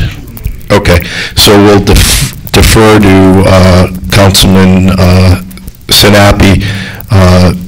I think you're going to make separate. Do you have a recommendation for action on PCR 17-19? Yes, the recommendation is to hold until January 23rd. Held till January 23rd. Councilman Sinapi on public safety, you have a recommendation on PCR 18-19. Same thing, hold until January 3rd. Hold till January 23rd.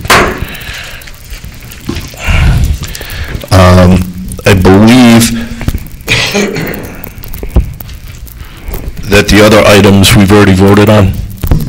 We have PCR 5-19 was held to January 23rd. PCR 6-19 would require a vote to withdraw. 619 was, I believe that the recommendation was to withdraw, and 519 was to hold, and PCR 1719, that was a recommendation to hold. That was part of our consent calendar, and we voted on it. We voted on the, this was all part of the consent calendar, and we asked for recommendations. Okay. All right, so, what's that? There's one claim that's got favorable action. We did that. So you're not going to... That claim. It was part of the consent calendar. All right. Yep. Okay. So there was a recommendation made and we voted, and that was in the consent calendar. Okay, unfinished business we'll move to.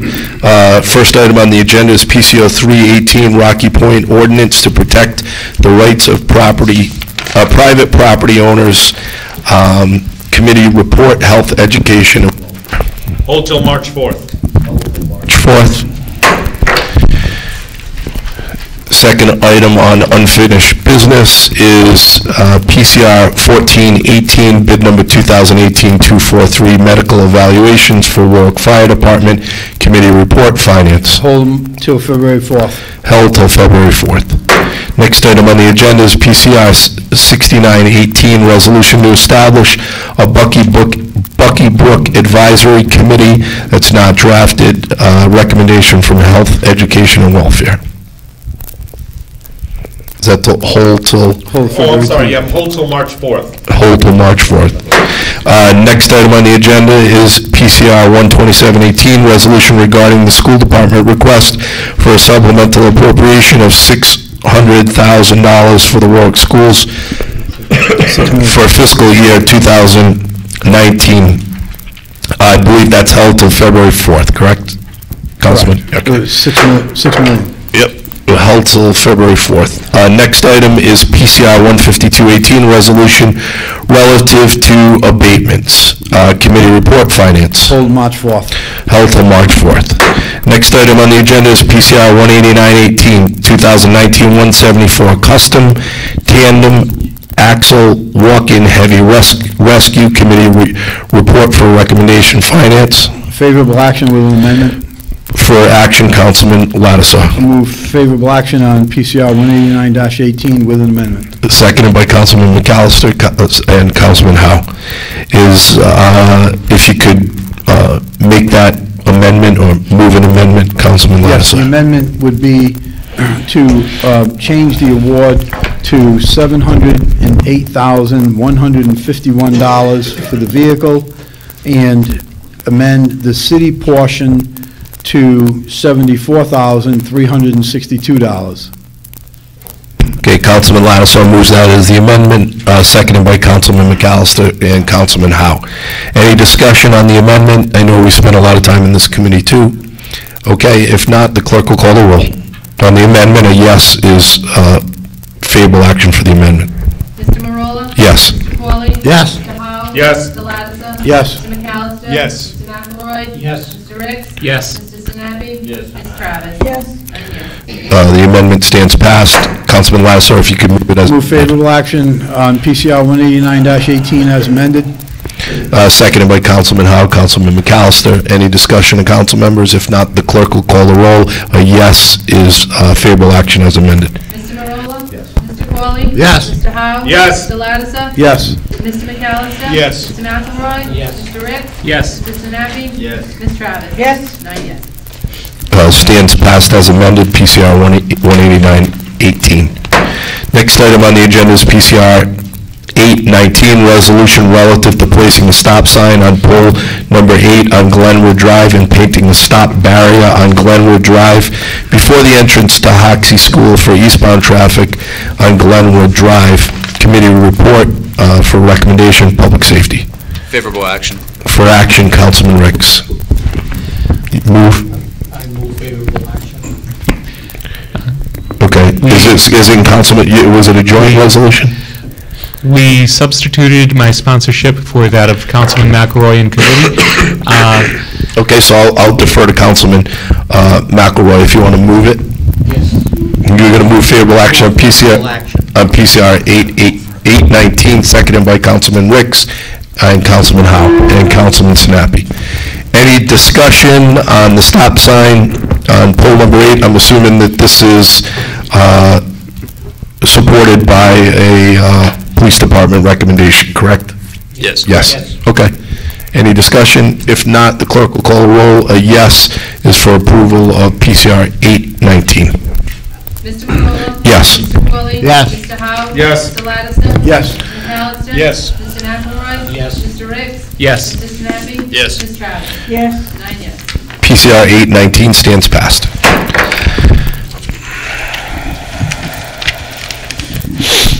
Next item on the agenda is PCR 919, a resolution requesting that the Rhode Island Airport Corporation consider additional factors in its 2019-14 CFR Part 150 noise study that's not drafted, committee recommendation intergovernmental. At the request of the sponsor, was continued to January 23rd. Hold till January 23rd. Next item on the agenda is PCR 1019, a resolution to the General Assembly requesting an increase in the yearly payment in lieu of taxes pilot money that the state airport pays to the city of Warwick. Committee report, intergovernmental. Favorable action. I don't believe this one was amended. Okay. So the recommendation is favorable action for action. Councilman Howe. Move for favorable action. Councilman Howe moves for favorable action, seconded by Councilman McAllister, Councilman Lattisaw. Okay, is there any discussion on this? PCR 1019 to get more. I know that the resolution indicates that we get 500,000. We're looking to get 1.4 million because of the services that we provide to the airport. Any discussion? If not, a yes is to approve, and the clerk will call the roll. Mr. Marola? Yes. Mr. Corley? Yes. Mr. Howe? Yes. Mr. Ladisa? Yes. Mr. McAllister? Yes. Mr. McElroy? Yes. Mr. Ricks? Yes. Mr. Sinapi? Yes. Ms. Travis? Yes. 9 yes. PCR 1019 stands approved. Next item on the agenda is PCR 1119, a resolution to the Rhode Island Airport Corporation requesting it disclose the amount of the annual payment received by the New England Patriots for use of TF Green as a home airfield. Committee report, intergovernmental. Favorable action as amended. Okay, favorable action with amendments. For action, Councilman Howe. Move for favorable action with amendments. Okay, Councilman Howe moves favorable action with amendments for PCR 1119, seconded by Councilman Ricks and Councilman Lattisaw. Councilman Howe, if you want to move the first amendment, or I could defer to the City Council Solicitor to read those into the record. Please, Mr. President, I Yes. defer. Sure, the first amendment that was made is on line 13. After the word payment, insert or benefits. And why don't we just do it as one amendment? The second line adjusted is line 22. The deletion of the letter A and inserting the words have to, and the addition of the letter S at the end of the word aircraft to become aircrafts. On line 24, we're deleting, after the word leave, delete the, inserting the word to and adding an S at the end of the word jet to become jets. The final amendment is on line 34. After the word made, we are inserting or any fees waived. Okay, so that's moved and seconded. Any questions on the amendments to PCR 1119? If not, a yes is to approve the amendments, and the clerk will call the roll. Mr. Marola? Yes. Mr. Corley? Yes. Mr. Howe? Yes. Mr. Ladisa? Yes. Mr. McAllister? Yes. Mr. McElroy? Yes. Mr. Ricks? Yes. Mr. Sinapi? Yes. Ms. Travis? Yes. 9 yes. The amendment stands passed. Councilman Howe, if you could move PCR 1119 as amended. Move for favorable action as amended. Seconded by Councilman Ricks, Councilman Lattisaw. Any discussion as amended? If not, a yes is to approve PCR 1119 as amended, and the clerk will call the roll. Mr. Marola? Yes. Mr. Qualley? Yes. Mr. Howe? Yes. Mr. Ladison? Yes. Mr. McAllister? Yes. Mr. McElroy? Yes. Mr. Riggs? Yes. Mr. Sinapi? Yes. Ms. Travis? Yes. 9 yes. PCR 1119 as amended stands passed. Next item on the agenda is PCR 1-19, an ordinance amending the zoning ordinance of the City of Warwick, Stephen Fairbanks, Chief Investment Officer, PHM Providence LLC petitioner. That's for referral and advertising. That's just an announcement. There's no items on our regular calendar left. We'll move to unanimous consent. Ward 1, you have anything for unanimous consent? No. Ward 2, you have anything for unanimous consent? Pass. Ward 3? Pass. Ward 4? Ward 5, you have one? Yes, I did. On PCO 219, that's not drafted. We're going to hold to February 4th. Is there any... I want to assign that to Finance. Assign it to some finance. Any objection to holding that till February 4th? Okay, so that will be put on the agenda for PCO 219. It will be in finance, and it will be held till February 4th. That's Ward 5. Ward 6, anything unanimous consent? Pass. Ward 7, pass. Ward 8, pass. Ward 9, pass. All right, so we'll move to the docket session. If there's nothing else to come before this honorable body, we'll move to the docket session, but why don't we have Councilwoman Travis move us into the docket session? We don't further business, we move to a docket session. Okay, all those in favor? Aye. All those opposed? All right, move to the docket section. Ward 1, anything to docket? Yes, I have one item. It is an ordinance change on boat storage on residential property. So why don't we put that in intergovernmental? Ordinance, we'll put it in the ordinance. Anything else? Ward 1, Ward 2, Pass. Ward 3, Pass. Ward 4, Pass. Ward 5. I have one, Mr. President. It's going to be a resolution. Tentative title is Educational Outreach Committee. The contents will be to amend Sunset Clause. Health, education, and welfare. Ward 6. Pass. Ward 7. Pass. Ward 8. I have one. It's a resolution in regards to the installation of a stop sign on Chatworth Avenue, westbound heading to Lister Street. They'll